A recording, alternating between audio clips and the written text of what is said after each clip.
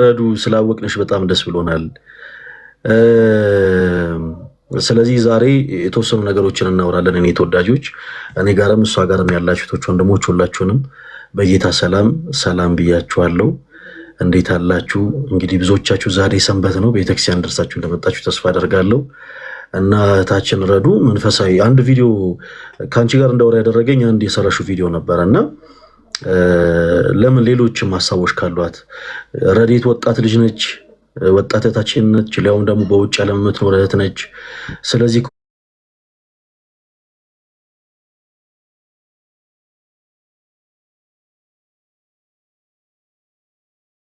ከወጣትነቷ ጋር ተያይዞ ደግሞ የሚመጡ በጣም ብዙ ህይወት ተኮር የሆኑ ጉዳዮች አሉ። ከቤተ ክርስቲያን አንጻር ደግሞ እንዲህ አይነት ሀሳቦች ምን እንደሚመስሉ መጠየቅ ልትፈልግ ትችላለች፣ መረዳት ልትፈልግ ትችላለች። ስለዚህ እኛ ወንድሞቿ ለምን አናግዛትም ብለን ነው መረጋገጥ የምንችለው። ከቤተ ክርስቲያናችን አስተምህሮ ነው ማለት ነው። አሁን ብዙዎች የተለያየ አንግል በተደጋጋሚ የሚያነሱት ትልቁ ሀሳቢያ ነው። መጽሐፍ ቅዱስ 66 ሆኖ ሳለ 81 የሚል የመጽሐፍ ቅዱስ ቀኖና ከየት መጣ የሚል ሀሳቦችን በተደጋጋሚ ያነሳሉ። የጽሁፍ ማስረጃዎችን ምን አደርግልሻለሁ? በውስጥ እልክልሻለሁ። እሺ፣ አሁን ማነሳልሽን የጽሁፍ ማስረጃዎች በአጠቃላይ በውስጥ እልክልሽና በደንብ ትመለከቻቸዋለሽ። ኤርሊ ቸርች ፋዘርስ የሚባሉ አሉ። ያው እያንዳንዱን ሀሳብ ምንድነው የምናደርገው? እያንዳንዱ ልክ እንዳንቺ ያሉ እህት ወንድሞቻችን መረዳት በሚችሉት መልኩ ነው ቀስ ብለን የምናስረዳቸው።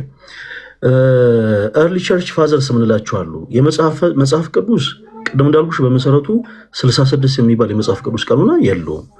66 የሚባል የመጽሐፍ ቅዱስ ቀኖና የለውም። አሁን የእኛን ቪዲዮዎች በተደጋጋሚ ተመልክተሽ ከሆነ ከኛም ደግሞ የተሻሉ መምህራን የሚያነሷቸውን የተለያዩ ሀሳቦች ተመልክተሽ ከሆነ ከፕሮቴስታንት እህት ወንድሞቻችን ጋር ኢቨን ስንወያይ የምናነሳቸው ትልቁ ሀሳብ ይሄ ነው። 66 የሚባል የመጽሐፍ ቅዱስ ቀኖናን ከየት አመጣችሁት ነው? they have no idea። እኔና አንቺ አባቶች አሉ፣ ኦኬ፣ የቤተክርስቲያን አባቶች አሉ። እኔና አንቺ መጽሐፍ ቅዱሳችን እውነተኛ የእግዚአብሔር ቃል እውነተኛ የሆነ የእግዚአብሔር እስትንፋስ ያለበት መጽሐፍ መሆኑን ለማረጋገጥ የአባቶቻችንን ትምህርት ማንሳት ለኛ በቂ ነው።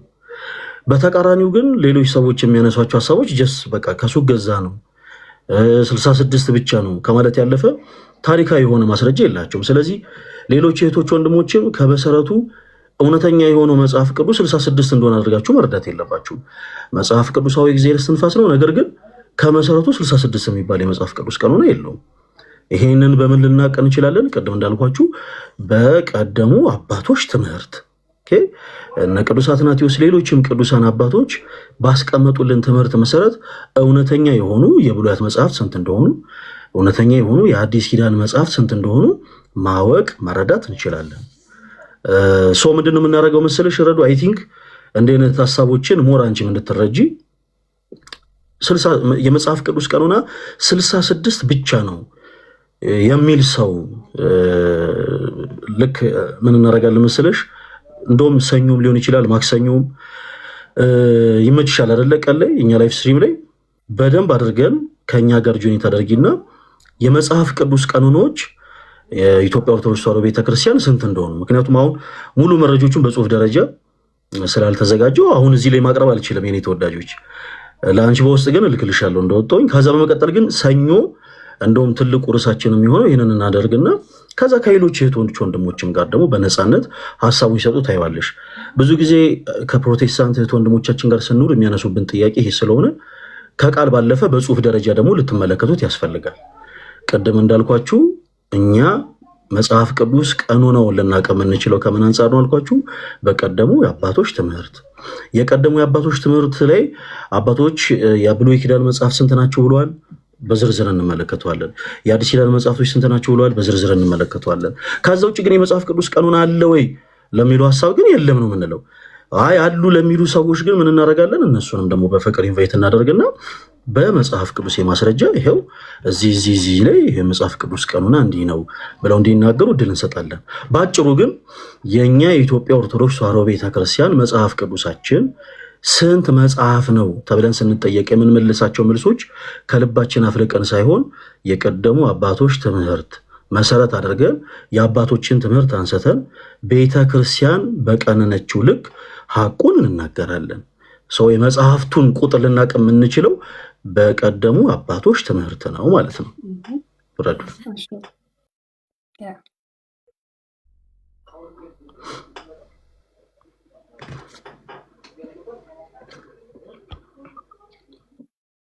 አሉ አይደል? አልተቆራረጥኩም አይደል ጋይስ?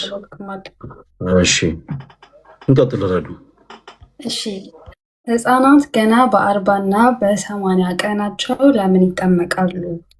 አምኖ የተጠመቀ ይድናል የሚለው ላይ ማመን የቀደመ ከሆነ ህፃናቱ ሳያውቁ መጠመቃቸው እንዴት ይታያል? በጣም ጥሩ ጥያቄ ነው። ብዙ ጊዜ ከህፃናት ጥምቀት ጋር ተያይዞ ህፃናት እንዴት ሳያምኑ ጥምቀትን ይጠመቃሉ የሚል ጥያቄ በተደጋጋሚ ይነሳል። የኔ ተወዳጆች ሁላችሁም እንደው ተረጋግታችሁ በፍቅር ብታደምጡ ደስ ይለኛል። አንዳንድ ነገሮችን እንዴት ነው የምናደርገው? ለምሳሌ ትልቅ ሰው እንደሚጎርሰው ለህፃናት አናጎርስም አይደል? ስለዚህ ረዱና ሌሎች እህቶች ወንድሞች መረዳት በሚችሉት ልክ ለማስረዳት እንሞክራለን እና ምናልባት ደግሞ እንግዲህ እኛ እንደው ማስረዳት ከምንችለው በላይ ከሆነ ከኛ የተሻሉ ወንድሞች ስላሉ ከነሱ ጋር ደግሞ ቁጭ ብለን በደንብ እናወራበታለን። ከህፃናት ጥምቀት ጋር ተያይዞ በመጀመሪያ አንድ መረዳት ያለብን ነገር መጽሐፋችን እንደሚለው ያመነ የተጠመቀ ይድናል ነው። ኦኬ፣ ያመነ ከዛስ የተጠመቀም ይድናል። ስለዚህ ሰዎች በክርስቶስ ኢየሱስ ካመኑ በኋላ ጥምቀትን ይጠመቃሉ። ይሄ ቤተክርስቲያን ትምህርት ነው። ማመን ቀዳሚው ነገር ነው እና ህፃናት ሳያምኑ ለምንድን ነው ጥምቀት የሚጠመቁት? እንደምታውቂው በቤተክርስቲያናችን ረዱ ወንዶች በ40 ቀን ሴቶች ደግሞ በ80 ቀን ጥምቀትን ይጠመቃሉ። ወንዶች ህፃናት በ40 ቀናቸው፣ ሴቶች ደግሞ በ80 ቀን ይጠመቃሉ። ቁጥሩ በነገራችን ላይ ስናት ዶክትሪን ዶግማ አይደለም። ሶስት ነገሮችን በጣም ለያይተሽ እንድትረጂ ይፈልጋሉ። ይሄ ዶግማ፣ ቀኖናና ትውፊት የምንለው ማለት ነው። እነዚህ ነገሮች ታውቂያቸዋለሽ ረዱ? ምናልባት ከዚህ በቀደም በሰንበት ቤት ተቋም ውስጥ አልፈሽ የምታውቂ ከሆነ ልትረጃቸው ትችያለሽ። ካልተረዳሹ ግን ምናልባት ዛሬም ቲክቶክ ለምሳሌ የጀመረ ሰው ልጅ ሊኖር ስለሚችል ሶስቱን ነገሮች ለያይተን ለማስረዳት እንሞክር። ዶግማ የምንለው ጥንት የነበረ ዛሬም ያለ ወደፊትም የሚኖር የማይለወጥ ትምህርት ነው። እሺ፣ ዶግማ የምንለው ትምህርት የማይለወጥ ተለዋዋጭነት የማይኖረው ትምህርት ነው። ለምሳሌ እኛ በስላሴ እናምናለን። ስላሴ በአካል ስንት ነው ረዱ?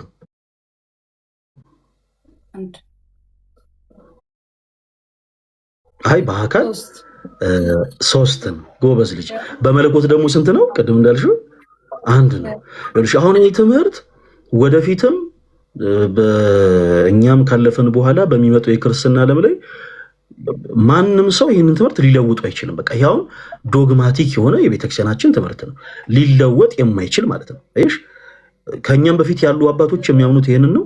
አሁንም ያሉ ክርስቲያኖች የሚያምኑት ይሄንን ነው። ወደፊትም ከኛ በኋላ የሚመጡ ልጆቻችንም የሚያምኑት ይሄንን ነው። ከዚህ ውጪ ማንም ሰው ትምህርት ሊለውጥ አይችልም። ይሄ ትምህርት ሊለወጥ የማይችለው ምክንያት አምላካችን እግዚአብሔር በመለኮቱ ተለዋዋጭ ያልሆነ ስለሆነ ነው። ስለዚህ እንዲህ አይነት ትምህርቶችን ዶግማ ወይም ደግሞ ዶክትሪን እንላቸዋለን። የማይለዋወጡ ናቸው። ሁለተኛው ቀኖና ነው። ቀኖና የምንለው ደግሞ ስርዓት ማለት ነው። ሽረዱ ስርዓት ነው የምንለው። ቀኖና በቤተክርስቲያናችን አለ እና የስርዓት ትምህርቶች እንደየዘመኑ ደግሞ ተለዋዋጭነት አላቸው። ተረተሽኛል? እንደየዘመኑ ተለዋዋጭነት አላቸው። ለምሳሌ አንቺ ባለሽበት ሀገር ቅዳሴ የሚገባበት ሰዓትና እኛ ባለንበት ሀገር ቅዳሴ የሚገባበት ሰዓት የተለያየ ሰዓት ሊሆን ይችላል። እንደው አናርቀውና እዚህ ኢትዮጵያ ውስጥ ሆነን አዲስ አበባ ያሉ ካህናትና አፋር ክልል ያሉ ካህናት ቅዳሴ የሚገቡበት ሰዓት ተመሳሳይ ሊሆን አይችልም። ይሄ ስርዓት ነው፣ ቀኖና ነው። እንደ ሁኔታው እንደ ኮንቴክስቱ ነገሮች ተለዋዋጭ ይሆናሉ። ትውፊት የምንለው ደግሞ ከቀደሙ አባቶቻችን መንፈሳዊ የሆነ ተረከብነው ባህል ነው። ለምሳሌ እኔና አንቺ ዛሬ ስንገኝ ነጠላ ለብሰናል። ይሄ ቅዱስ ትውፊት ይባላል። ሌሎችም በጣም ብዙ የምናነሳቸው ቅዱስ ትውፊቶች አሉ። አሁን ነገርን ሳናሰፋ ወደ ዋናው ሀሳብ ልመልስሽ። ህፃናት በ40 ቀናቸውና በ80 ቀናቸው የሚጠመቁት ቀኖና ነው። አንዳንድ ሰዎች ነገሩን እንደ ዶግማ አድርገው ይመለከቱታል። ቀኑ ማለት ነው 40 ቀን የምንላትና 80 ቀን የምንላት ስርዓት ነው። ህፃናት ድንገት ከታመሙ እነዚህ ቁጥሮች ሳይሞሉ ወንድ ከተወለደ 40 ቀን ሳይሞላው ሴትም ከተወለደች 80 ቀን ሳይሞላት ወዲያው ሊጠመቁም ይችላሉ። ግን ለምንድን ነው የሚጠመቁት ስንል ቤተክርስቲያን በጣም በምላት ሰዎችን በፍቅር የምታስተምርበትን አንድ ምሳሌ ልስጥሽ። ለምሳሌ አንቺ አሁን ያው ስላላገባሽ ልጅ ስላልወልሽ በአንቺ ቤተሰቦች ምሳሌ ልስጥሽ። የአንቺ ቤተሰቦች አንቺን ወልደው አንቺን ሲያሳድጉ ረዱ። ህፃን በነበርሽበት ሰዓት ስትታመሚ ሆድሽን ሊሆን ይችላል፣ ራስሽን ሊሆን ይችላል፣ እንደ አንድ አካልሽን ስትታመሚ ወዴት ነው ይዞሽ የሚሄዱት? ወደ ሐኪም ቤት አይደል? ወደ ሆስፒታል ይወስዱሻል። ፈቃድሽን ይጠይቃሉ ወደ ሆስፒታል ለመውሰድ? እሺ ከታመምሽ በኋላ ሆስፒታል ወስዶሽም ደግሞ አንቺን የሚያክምሽ ዶክተር አይ በቃ ከዚህ ነገር ትንሽ ጤናዋን መለስ እንዲልላት እንዲህ አይነት መድኃኒት ያስፈልጋታል ብሎ ለቤተሰቦችሽ ሪኮመንድ ሲያደርግ ቤተሰቦችሽ አሁንም ያንቺ ፈቃድ ይጠይቃሉ? ረዱ አይጠይቁም። እያንዳንዱ ፕሮቴስታንት የሆኑ ሰዎች በነገራችን ላይ ልጆቻቸውን ወደ ሆስፒታል ሲወስዱ ፈቃዳቸውን አይጠይቁም። አሁን ብዙ ጊዜ ፕሮቴስት የሚያደርጉ ሰዎች የሚቃወሙ ሰዎች የቤተክርስቲያንን ትምህርት እንዲሁ ሰዋዊ በሆነ ሎጂክ እንደሚነሱ የምትረዱት በዚህ ነው። ህፃናትን ክርስቲያን የሆኑ ቤተሰቦች ለምን ያስጠምቃሉ ከተባለ እነሱ የቀመሱትን ድህነት ልክ በዓለም ቅድም ምሳሌ እንደሰጧችሁ አንድ ጤናማ የሆነ ቤተሰብ እናት አባት እነሱ ያገኙትን ጤና እነሱ ያገኙትን ደስታ ህፃን ልጃቸው እንዲያገኝ ስለሚፈልጉ ወደ ሕክምና ቦታ ይወስዱታል። በተመሳሳይ ክርስቲያን የሆነን ቤተሰብ ደግሞ ልጁ ከክርስቲያን ቤተሰብ የተወለደ ስለሆነ እነሱ ያገኙትን ድህነት ያገኝ ዘንድ በህፃንነቱ ያስጠምቁታል። ስለዚህ በህፃንነታቸው በእኛ ቤተክርስቲያን ህፃናት የሚጠመቁት ለዛ ነው። ምክንያቱም ልጆቹ ቀድሞ የተወለዱት ከምን ስለሆነ ከክርስቲያን ካመነ ቤተሰብ ስለሆነ። ያላመኑ ሰዎችን ግን ሳያምኑ ዝም ብለን እያመጣን አናስጠምቅም። ረዱ አይሽ ለምን? የዮሐንስ ወንጌል ምዕራፍ 15 ላይ የእምነታችን ጀማሪና ፈጻሚ የሆነው ጌታችን ኢየሱስ ክርስቶስ ሰዎች ቅርንጫፍ የሚሆኑት which means እውነተኛ የወይን ግንድ እሱ ነው። እውነተኛ የወይን ግንድ ጌታችን ኢየሱስ ክርስቶስ ነው። ከዛ ሰዎች በማመን ከእርሱ ጋር ይጣበቃሉ ከወይን ግንዱ ጋር እና ምን ይሆናሉ? ቅርንጫፍ ይሆናሉ። ስለዚህ ሰዎች ከእርሱ ጋር ተጣብቀው ቅርንጫፍ ለመሆን በእሱ ማመን እንዳለባቸው በአጽንኦት ያስተምራል ይናገራል። ስለዚህ ያላመኑ ሰዎችን ዝም ብለን አናስጠምቅም። እነርሱ ማመን ይኖርባቸዋል። ካመነ ቤተሰብ የተወለደ ህፃን ልጅ ግን ቅድም እንዳልኳችሁ ቤተሰቦቹ እነሱ ያገኙትን ድህነት እነሱ የቀመሱትን ጤናማነት እንዲያገኝ ስለሚፈልጉ ኦፍኮርስ ያስጠምቁታል። ስለዚህ በህፃንነት ወንዶችም ሴቶችም በህፃንነታቸው ጥምቀትን የሚጠመቁት ለዛ ነው። ይሄ ምሳሌ እንደው ለብዙዎቻችሁ ጥሩ ምሳሌ እንደሚሆን ተስፋ አደርጋለሁ። እንቀጥል። ረዱ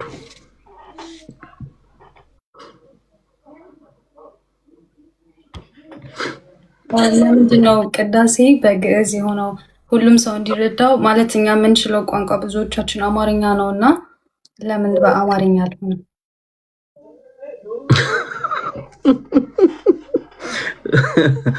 እሺ ያው እንደዚህ አሁን ቅድም እንዳልኩሽ የቅዱስ ትውፊትና ከቀኖና ጋር ተያይዞ ሊነሱ የሚችሉ ነገሮች ናቸው። በነገራችን ላይ ቅዳሴ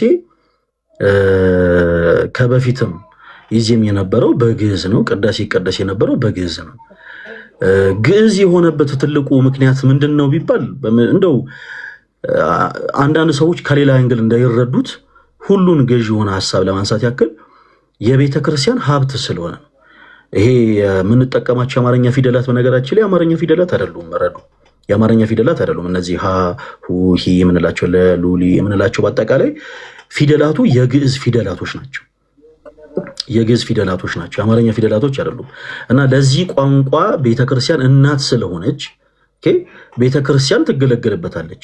ከዛ ውጭ ግን ህዝብ መረዳት ያለበትን አንዳንድ ሀሳቦችን ግን በግዕዝ አይደለም የሚተላለፉት። ለምሳሌ ወንጌል ሲነበብ ወንጌል በአራቱም አቅጣጫ ይነበባል። በቅዳሴያችን ወቅት እንደምታውቂው ረዱ ካህኑ፣ ንፍቅ ካህኑም፣ ሊቀ ዲያቆኑም፣ ንፍቅ ዲያቆኑም ወንጌልን ሲያነቡ በአራቱም አቅጣጫ ሲነበብ በግዕዝ ሳይሆን በአማርኛ እንዲነበብ ይደረጋል።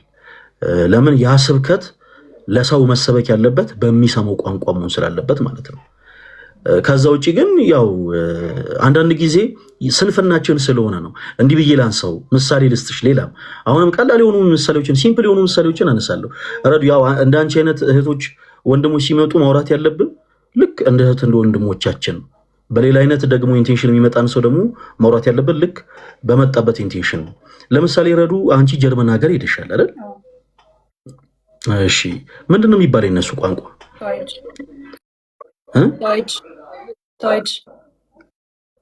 ያ ይቅርብኝ በቃ። ግን የነሱ ቋንቋ አሁን የነሱን ቋንቋ ተምረሻል አልተማርሽም? ረዱ ተምረሻል። ኢማጂን ይልሽ አሁን እንግዲህ ከኢትዮጵያ ተነስተሽ ጀርመን ድረስ ሄደሽ የጀርመኖችን ቋንቋ ተምረሻል። ህንድ ሀገር ሄደው ሌላም ኢትዮጵያዊ ወገናችን የህንዶችን ቋንቋ ተምረው ነው እዛ የሚኖረው አይደል? አረብ ሀገር የሄዱ እህቶቻችን የአረብ ሀገርን ቋንቋ ተምረው ነው ስራ የሚሰሩት። አየሽ የሰው ልጅ ለመስራት፣ ለመለወጥ፣ ለመማር፣ ለማደግ የሄደበትን የተሰደደበትን ሀገር ቋንቋ ይማራል። ሰዎች ለምንድን ነው ወደ ቤተክርስቲያን ሲመጡ ግዕዝ ቋንቋ መማር የማይፈልጉት? ይሄ ስንፍናችን አይመስልሽም? ረዱ ይሄ የእኛ ስንፍና ነው። አየሽ አንዳንድ ጊዜ እኛ ለእንጀራችን ብለን ለኑሯችን ብለን ውጭ ሀገር ድረስ ተሰደን የተለያዩ ቋንቋዎችን ስንለማመድ የተለያዩ ቋንቋዎችን ስንማር አሁን ኪዱ አንድ ያስተማረችን ጀርመንኛ ነበረ ኢሽሊቢዴሽ የሚል ማለት ነው። ምን ማለት እንደሆነ አላውቅም። እና አሁን እንዲህ አይነት ቋንቋዎችን እዛ ሀገር ድረስ ሰዎች ሄደው ተምረው አጥንተው ከሰው እየተግባቡበት ገንዘብ እያገኙበት ነው፣ ራሳቸውን እየለወጡበት ነው።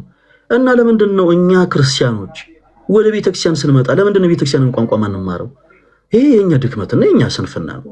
አሁን ብዙ ጊዜ ትውልዱ እንዲሁ በስሜቴነት ጠያቂ ትውልድ ስለሆነ ለምንድን ነው በግዕዝ ቋንቋ የሚቀደሰው ይላል እንጂ ቀደም እንዳልኩሽ ልክ ጀርመን ሀገር ሲሄድ ለምንድን ነው ጀርመንኛ የምትወሩት ይባላል እንዴ? አይባልም። ጀርመን ሀገር ሲኬድ እንዴ ለምንድን ነው እኛ በሚገባን ቋንቋ በአማርኛ ማታወሩት አይባልም። ጀርመን ሀገር ሲኬድ በጀርመንኛ አይደል? ወደ አውሮፓ ሲኬድ በእነሱ ቋንቋ፣ አረብ ሀገር የሄዱቶቻችን በአረብኛ ቋንቋ ሰርተው ለውጠው ነግደው አትርፈው ይመለሳሉ። ሰዎች ወደ ቤተክርስቲያንም ሲመጡ ደግሞ የቤተክርስቲያናቸውንማ ካልቸር ሊለምዱት ይገባል። ለምንድን ነው ግዕዝ ቋንቋ የምትናገሩት ማለት የለባቸውም። መጓጓት ይኖርብናል። አስ ክርስቲያን እያንዳንዳችን ክርስቲያኖች ለአንቺ አይደለም ረዱ ለሌሎችም እንደው እንዲህ አይነት ነገር ባይምሯችሁ የሚመላለስ እህቶች ወንድሞች ለሁላችሁም በደንብ ቀርባችሁ እንደውም የግዕዝን ቋንቋ ልታውቁት ልትማሩት ይገባል። ከዛ ውጭ ግን ቅድም እንዳልኩት ረዱ ቤተክርስቲያን እናታችን ናት። እናትነቷ መዘንጋት የለብንም። ከአብራ ከመንፈስ ቅዱስ በ40 በ80 ቀን ጸንሳ ወላናለች። እናታችን ናት ቤተክርስቲያን። እና ይህች ቅድስት ቤተክርስቲያን ለእኛ ለልጆቿ አብዝታ ታስባለች።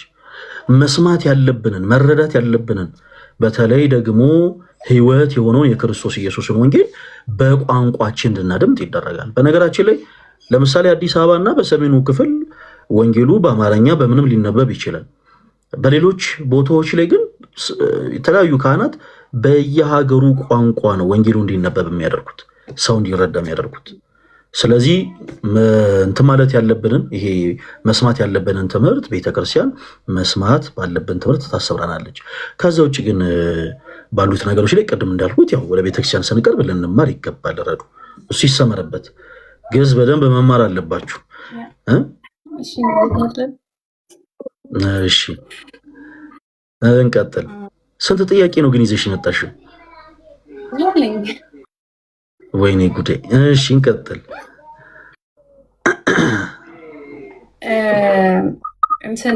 የማውቀው ይመስለኛል የከበሮ፣ የሽብሸባ፣ የማጨብጨብ እና የጽናጽል ትርጉሙን ግን አላወኩም። የከበሮ፣ የሽብሸባ፣ የጭብጨባ ትርጉም ምንድን ነው? በጣም አሪፍ። በጣም የሚገርምሽ ነገር ረዱ ጥሩ ጥያቄ ነው ያነሳሽው። ብዙ ጊዜ ሰዎች ልብ የማይሉት ነገሮች ናቸው እነዚህ ነገሮች። በእኛ ቤተክርስቲያን ውስጥ በዘፈቀደ የሚደረግ ነገር እንደሌለ ማወቅ አለባችሁ። ረዱ በእኛ ቤተክርስቲያን በጣም የሚገርመው ነገር ምንድነው መሰለሽ? በዘፈቀደ የሚደረጉ ነገሮች የሉም። ለምሳሌ እግዚአብሔርን ለማመስገን ለጸሎት ሊሆን ይችላል፣ ለዝማሬ ሊሆን ይችላል። ስንነሳ በዘፈቀደ የምናደርጋቸው አክሽኖች እንኳን የሉም። እንግዲህ ከኔ የበለጠ እነዚህን ነገሮች ማብራራት የሚችሉ አሉ። ቅድም እንዳልኩት ይሄ ስለ ከበሮ፣ ስለ ጽናጽል በደንብ በስፋት ማስረዳት ማብራራት የሚችሉ እህቶች ወንድሞች አሉ። አሁን ለምሳሌ እኔ 2 እህቶቼ የበገና መምህራኖች ናቸው። ከኔ የበለጠ ስለዛም መንፈሳዊ መሳሪያ በደንብ ማብራራት ይችላሉ። ግን እኔ የተረዳሁትን ያክል ልንገርሽ፣ ያው መነሻ ይሆናል ማለት ነው። ከዛ ያው እውቀትሽ እየሰፋ ይሄዳል። ከበሮ እንግዲህ ሁላችሁም ከተመለከታችሁት በአንደኛው ሳይድ በኩል ጠባብ ነው፣ በአንደኛው ሳይድ በኩል ደግሞ ሰፊ ነው እና በዙሪያው ላይ ከታችኛው ከጠባቡ ክፍል እስከ ሰፊው ክፍል ድረስ ደግሞ የተቀመጡ የተጠፈሩ ደግሞ ጠፈሮች በቆዳ የተሰሩ ገመዶች አሉት። ያ ብቻ አይደለም፣ ከጠፍሩ ስር ያለው ጨርቅ በአጠቃላይ ቀይ ግምጃ የለበሰ ነው። አንዳንድ ጊዜ የተለያዩ ቦታዎች ላይ ያው ፕሮግራምን ከማሳመር አንጻር አንዳንድ እህቶች ወንድሞች ሳያውቁ ነጭ ያለብሱታል፣ ከበሮን ይሸፍኑታል። ብዙ ጊዜ ከተመለከታችሁ በተለይ ለሰርግ ፕሮግራም ይሁን ለምን እንደሆነ አላውቅም ነጭ ያለብሱታል። እንደ ስርዓት ግን ያ ቀይ ጨርቆ የግድ መታየት አለበት እና ያ ብቻ አይደለም ደግሞ ከውስጡ 5 ጠጠሮች አሉበት። 5 ጠጠሮች ከበሮ ውስጥ በእያንዳንዱ ከበሮ ውስጥ ያሉ 5 ጠጠሮች አሉ እና ከነዛ ጀምረን እስኪ እናስረዳችሁ። የመጀመሪያው እነዛ 5 ጠጠሮች ረዱ በቤተክርስቲያናችን የተለያየ ትርጓሜ ይሰጣቸዋል። 5 ጠጠሮች እንደያገባባቸው ማለት እንደሚነገርበት ሐሳብ መነሻነት የተለያየ አይነት ሐሳብ ይኖረዋል። 5 አዕማደ ምስጢራትንም አካቶ ሌሎችንም ማለት ነው። ግን ከበሮ ላይ ያለው እነዛ 5 ጠጠሮች ጌታችን አምላካችን መድኃኒታችን ኢየሱስ ክርስቶስ የተቸነከረባቸውን 5 ችንካሮች የሚያስታውሱ ናቸው። ሳዶር፣ አላዶር፣ ዳናት፣ አዲራ፣ ሮዳስ የሚባሉ ጌታችን መድኃኒታችን ኢየሱስ ክርስቶስ ስለኛ ኃጢአት ስለኛ በደል ከሊጦስጥራ አደባባይ እስከ ቀራንዮ ድረስ ሕማምን ሲቀበል በዝማሬው ከሕማሙ ጋር እንድንተባበር ቅዱሳን አባቶቻችን ያስቀመጡልን ስርዓት ነው እና በመስቀል ችንካር ሲቸነከር 5 ችንካሮችን ተቸንክሯል ጌታችን ኢየሱስ ክርስቶስ እና እነዛ 5 ጠጠሮች የሚያሳዩት ረዱ እነዛን 5 ችንካሮች 5ቱ ቅንዋተ መስቀሎችን እነዚህ ሳዶር፣ አላዶር፣ ዳናት፣ አዲራ፣ ሮዳስ ይባላሉ። ከላይ ግምጃው ደግሞ ቀይ መሆኑ ክርስቶስ በቀራንዮ መስቀል ስለኛ ኃጢአት ስለኛ በደል ደም ማፍሰሱን አንድ እሱን የሚያጠይቅ ነው። 2 ደግሞ የኔና ያንቺን ነውር ረዱ እንግዲህ ዕለት ዕለት ጌታን እናስቀይሟለን አይደል? በእርግጥ እንደሆነ ከአንቺ የበለጠ በጣም ብዙ ኃጢአት የምሰራ ሰው ነኝ። በጣም ክርስቶስን እበድለዋለሁ። ግን አነሰም በዛም የምንሰራውን ኃጢአትና በደል ይኸውልሽ እንደዚህ በነጠላ ሊሸፍንልን ጌታችን ኢየሱስ ክርስቶስ እርቃኑን ስለኛ ተሰቅሏል። እርቃኑን እና ልብሱን ከመቅደላ ይሄ ምንም ስፌት የሌለባትን ቀሚሱን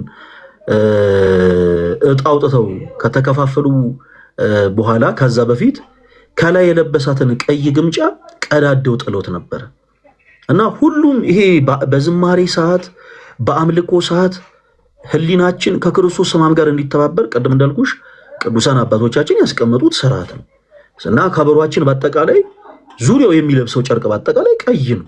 ብዙ ጊዜ ልብ ብላችሁ ከተመለከታችሁ እና ጠፍሮች ደግሞ አሉ። ጠፍሮቹ ክርስቶስን ጠፍረው ያሰሩበትን ገመዶች የሚያስታውሱ ናቸው። በችንካርም ደግሞ ሲቸነክሩት በመስቀል ላይ ሲሰቅሉት እጆቹን በእነዚህ ጠፍሮች ግራና ቀኝ ወጥረው ሕማሙ እንዲበዛበት እንዲሰቃይ እንዲንገላታ እጆቹን በጣም በጠፍሮቹ ወጥረው ነው በችንካር የቸነከሩት። ጠፍሮቹ እነዛን የሚያስታውሱ ናቸው እና የከበሮ አንደኛው ጠባብ አንደኛው ሰፊ የሆነው ድምፅ ለመውጣት ነው። የሆነ አሪፍ ድምፅ እንዲወጣ ነው አይደለም። አሪፍ ድምፅ እንዲወጣ አይደለም። ምክንያቱም ከቤተ ክርስቲያን ይልቅ አሪፍ ድምፅን ዓለም ትፈልጋለች። ረዱ እንደምታውቂው ጆሮአችን አንዳንድ ጊዜ ብዙዎቻችሁ ራሳችሁን ታዘባችሁ ከሆነ መዝሙር እንኳን አንዳንድ ለቤተ ክርስቲያን አዲስ የሆኑ ሰዎች መዝሙር እንኳን ሲሰሙ ለስጋ ጆሮ የሚመቹ ዜማዎችን ነው የሚፈልጉት። በቃ ለስጋ ጆሮ አንዳንድ ሰው መዝሙር በነገራችን ላይ ስብከት ነው፣ መዝሙር ምስጋና ነው፣ መዝሙር ጸሎት ነው እና አንዳንድ ሰው በቃ ገና ለቤተክርስቲያን ልክ ቀረብ እንዳለ በቃ የሚመስሉት አሌ በልሃሌ አሌ ምናምን እንደዚህ ነገሮች ደስ ይሉታል። በተፈጥሯችን እኛ የሆነ ለዓለማዊ ነገር የሚመች ነገር ስለሚመችን ማለት ይሄ እንዴት ነው ለስጋ ጆሮአችን ደስ የሚል ነገር መስማት ስለምንወድ ዓለም ትቀርምን ነበረ። ልክ አሁን በቤተክርስቲያን ያለው የከበሮ ዲዛይን ለዓለም አመቺ ቢሆን ኖሮ ከኛ በፊት ዓለም ቀድማ ትጠቀምበት ነበር። ምንድነው ጥቅሙ? በአንድ በኩል ጠባብ ነው፣ በአንድ በኩል ሰፊ ነው። ምንድነው ጥቅሙ? ምንድነው ትርጉሙ ካልን ትርጉሙ ጠባቡ የትፍሴትን የስጋን፣ ሰፊው ደግሞ የመለኮትን ምሳሌ የሚያሳይ ነው። ክርስቶስ እንደምታውቂው ረዱ እርሱ ፍጹም አምላክ ፍጹም ደግሞ ሰው ነው። የቤተክርስቲያናችን ሊቅ ቅዱስ ቄርሎስ ምን ይላል መሰለሽ? ብረትን አግላችሁ ወደ እሳት ክተቱት፣ ብረትን ወደ እሳት ክተቱት። ያ የጋለ ብረት ከዛ እሳት ከወጣ በኋላ ብረት ብቻ ይሆናል እንዲረዱ አይደለም አይደል? እሳትም ጭምር ነው። ክርስቶስ እርሱ በእግዚአብሔርና በሰው መካከለኛ ያለ መካከለኛ ፍጹም አምላክ ፍጹም ሰው የሆነ ጌታ ነው እና ከበሯችን ያንን የሚሰብክ ነው። በአንድ በኩል ጠባብ የሆነው ስጋን የሚያጠይቅ ነው፣ ሰፊው ደግሞ መለኮትን የሚያሳይ ነው። ጽናጽል ላይ ስንመለስ ደግሞ ጽናጽል፣ የትኛውም ጽናጽል ላይ ሆን ብላችሁ በየደብራችሁ ባላችሁበት ቦታ ጽናጽሎቻችሁን በቃ ከየትም ቦታ ፈልጋችሁ ተመልከቱ። በውስጣቸው ጽናጽልም ጭምር 5 እንትኖች ነው ያሉት። ሲገለገሉባቸው ከተመልከታችሁ ከሆነ 5 ምን እንደሚባሉ አላቅም፣ 5 እንትኖች አሉ። ግን ብቻ እነዛ ቀደም እንዳልኳቸው የሚያሳዩት 5ቱ አዕማደ ምስጢራትን የቤተክርስቲያን አዕማዶች ናቸው። ሁለተኛ ደግሞ 5ቱን የጌታችን የኢየሱስ ክርስቶስን ደግሞ ቅንዋተ መስቀሎችን የሚያስታውሱን እንድናስብ ወደ ሕማሙ እንድንጠጋ የሚያደርጉ ናቸው። ሌላ ያነሳሽው ረዱ ምንድነው? ሽብሻቦና ጭብጨባ ምንድነው? ሽብሻቦና ጭብጨባ ምንድነው? ይህንን በደንብ በስፋት ልንገራችሁ። ቤተክርስቲያን ረዱ ይኸውልሽ በሁሉም ቋንቋ ወንጌልን ትሰብካለች። ኦርቶዶክስ ቅድስት ቤተክርስቲያናችን በሁሉም ቋንቋ ወንጌልን ትሰብካለች። ቋንቋ በ3 ይከፈላል። በየትኛውም ባላችሁበት ዓለም የቋንቋ ሌክቸሮች ጋር ሄዳችሁ መጠየቅ ትችላላችሁ። ቋንቋ በ3 ይከፈላል። አንደኛው ቋንቋ ረዱ ሊትራል ላንጉጅ ይባላል። አሁን እኔና አንቺ እየተግባባንበት ያለው ቋንቋ ነው። ሁለተኛው ቋንቋ ደግሞ ስዕላዊ ቋንቋ ይባላል። ቤተክርስቲያን ቅዱሳት ስዕላትን የምትጠቀሙ ለስብከት አገልግሎትም ጭምር ነው። አንዳንድ ጊዜ ገጥሞሽ ያውቃል? ፕሮቴስታንት ጓደኞች አሉሽ? ረዲት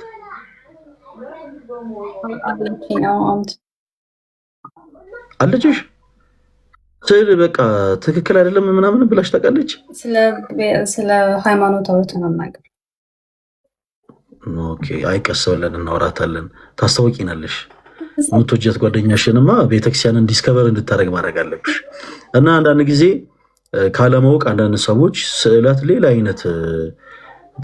አይነት አረዳድ ለራሳቸው ይፈጥራሉ። ስዕላት የቤተክርስቲያን ልሳኖች ናቸው። እሺ ይረዱ፣ የቤተክርስቲያን ልሳኖች ቤተክርስቲያን ወንጌልን የምትሰብክባቸው ቋንቋዎቿ ናቸው።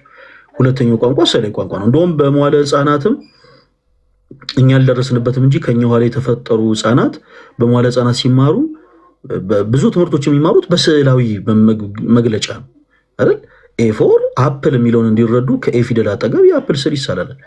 ቢፎር ቦል የሚለውን እንዲያውቁ ከቢ ፊደል አጠገብ የኳስ ስዕል ይሳላል። እና ስዕላት ቋንቋዎች ናቸው። ሶስተኛው ቋንቋ የምልክት ቋንቋ ነው።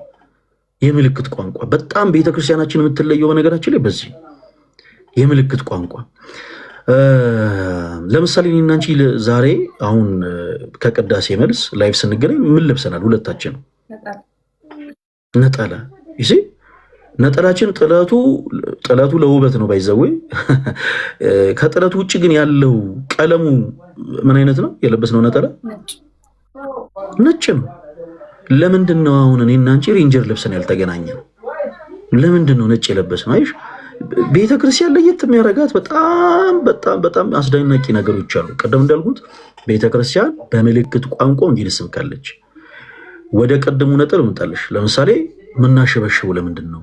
ምናጨበጭው ለምንድን ነው ስንል ከክርስቶስ ሕማም ጋር እየተባበረ ነው። እኛ ለአምልኮ ሰይጣናዊ ጭፈራን አንጨፍርም። ኢየሱስን እናመልካለን ብለን አስረሽምጩ የለም እኛ ጋር። ይሄ በቃ አይምሮን ምናልባት የለቀቀ ሰው ካልሆነ በስተቀር በእኛ ቤተክርስቲያን እንዲህ አይነት አምልኮ ለእግዚአብሔር አይቀርም። እንዲህ አይነት አምልኮ ይቻላል፣ መሳክ ችግር የለውም። እንዲህ አይነት አምልኮ ለእግዚአብሔር አይቀርም። ኦኬ፣ ስንዘምር ምን እናደርጋለን? ለምሳሌ አሁን አንቺ የዚህ ከፈትሽው የዲያቆን ዘማሪ አቤል መክብብ መዝሙር ነው እና መዝሙሩን ኢቭን ዘማሪው ራሱ ሲጀምር እጆቹን እያሸበሸበ ይጀምራል። ለምን ነው የምናሸበሽበው? ኦኬ ቀደም እንዳልነው የእምነታችን ጀማሪና ፈጻሚ የሆነው ጌታችን ኢየሱስ ክርስቶስ ከሊጦስጥራ አደባባይ እስከ ቀራንዮ ድረስ ሕማምን ሲቀበል ጸሐፍት ፈሪሳውያን እና ወታደሮቹ ወዲህ እያደረጉ ያንገላቱት ነበር። ሊወድቁ ያሉትን የሚፍገመገሙትን የሚደግፍ ጌታ በሰዎች ወዲህ የተደረገ ተንገላቷል። ስለኔና ስለአንቺ ኃጢአት፣ ስለሌሎችም ኃጢአት ጭምር። ስለዚህ ከሕማሙ ጋር ስንተባበር እጆቻችን እናሸበሽባለን። ሲጀመር በራሱ ሽብሸባ የሚጀመረው ከግራ ነው። ብዙ ጊዜ ተመልክታችሁ ከሆነ ከዛ ከግራ ደግሞ ወደ ቀኝ እናደርጋለን። ለምንድን ነው እንደዛስ የምናደርገው? ምክንያቱም ክርስቶስ ከድቅድቅ ጨለማ ማለትም ከሲኦል ወደ ገነት እንደመለሰን እያሰበን ከሕማሙ ጋርም እየተባበረ እናሸበሽባለን። ከዛስ እናጨበጭባለን። ምናጨበጭበው ለምንድን ነው? ይሄ ሿ የሚል ድምፅ እንዲወጣ አይደለም። ለድምፅ እኮ በጣም ብዙ አይነት ድምፅ ሊያወጡ የሚችሉ ኢንስትሩመንቶችን መጠቀም እንችላለን። ግን ስንዘምር እናጨበጭባለን። ለምንድን ነው የምናጨበጭበው? አባ ሕርያቆስ በቅዳሴው የሚፈራ ግሩም ነው ይለዋል ጌታችን ኢየሱስን። የሚፈራ ግሩም ነው፣ በእኛ ዘንድ ግን ትሑት ነው ይላል። የኔ ተወዳጆች የምችሉ ከሆነ አሁን እንደውም አብይ ጾምም እየደረሰ ነው። ድርሳነ ማህያዊ የሚል የጸሎት መጽሐፍ አለ በቤተክርስቲያናችን። እባካችሁ ገዝታችሁ አንብቡት ፕሊስ። በቃ ገዝታችሁ አንብቡት። እውነቴን ነው የምላችሁ። በጣም ብዙዎቻችሁ ትጠቀሙበታላችሁ። በጣም ብዙዎቻችሁ ታተርፉበታላችሁ። እኛ ካሸበሸብን በኋላ የምናጨበጭበው ረዱ ክርስቶስ ስለኛ ኃጢአት ስለኛ በደል በጥፊ መጸፋቱን እያሰበን ነው። ኃያል የሆነ አምላክ በቅዱሳን መላእክት ዘንድ የሚፈራ የተፈራ የሆነ ጌታ በእኛ እጅ ግን በጥፊ ተጸፍቷል። የማክሰኞ ድርሳነ ማህያዊ ላይ ምን ይላል መሰለሽ? በጣም ስለሚደንቀኝ በዚህ አጋጣሚ ልንገርሽ። ጌታችን ኢየሱስ ክርስቶስ አይሁዶች የከፋ ምራቃቸውን በፊቱ እየተፉበት ይሄ ጽልመትን በጨለማ የጠቆረ ፊታችንን እንዲበራ ምራቃቸውን ተጸይፎ እንኳን ወደኋላ ዙር አላለም። የኛ ጌታ ይሄ በኃጢአት የጠቆረ ወዛችንን በምሕረቱና በቸርነቱ ሊያበራልን ሊያደምቅልን ክርስቶስ ምራቃቸውን ሲተፉበት ጸጥ ብሎ ነው የተቀበለው። በጥፊ ሲጸፉት ጸጥ ብሎ ነው የተመታው። ምላሽ እንኳን ክፉ መልስን እንኳን አልሰጠም። ስለዚህ ስንዘምር ከሕማሙ ጋር እንተባበራለን። እኛ እየዘመርን ይሄ ሰይጣናዊ የሆነ ጭፈራ ዳሌ ማወዛወዝ ምናምን እንቅጥቅጥ ምናምን የለም። እንደዚህ የሚባል ነገር የለም። ኢቭን ኦርቶዶክስ የሆነ ሰው ራሱ እንኳን ኢቭን ቢያደርገው እሱ ከቤተክርስቲያን ስርዓት ውጭ የሆነ ሰው። ቤተክርስቲያናችን እንዲህ አይነት አምልኮ የላትም።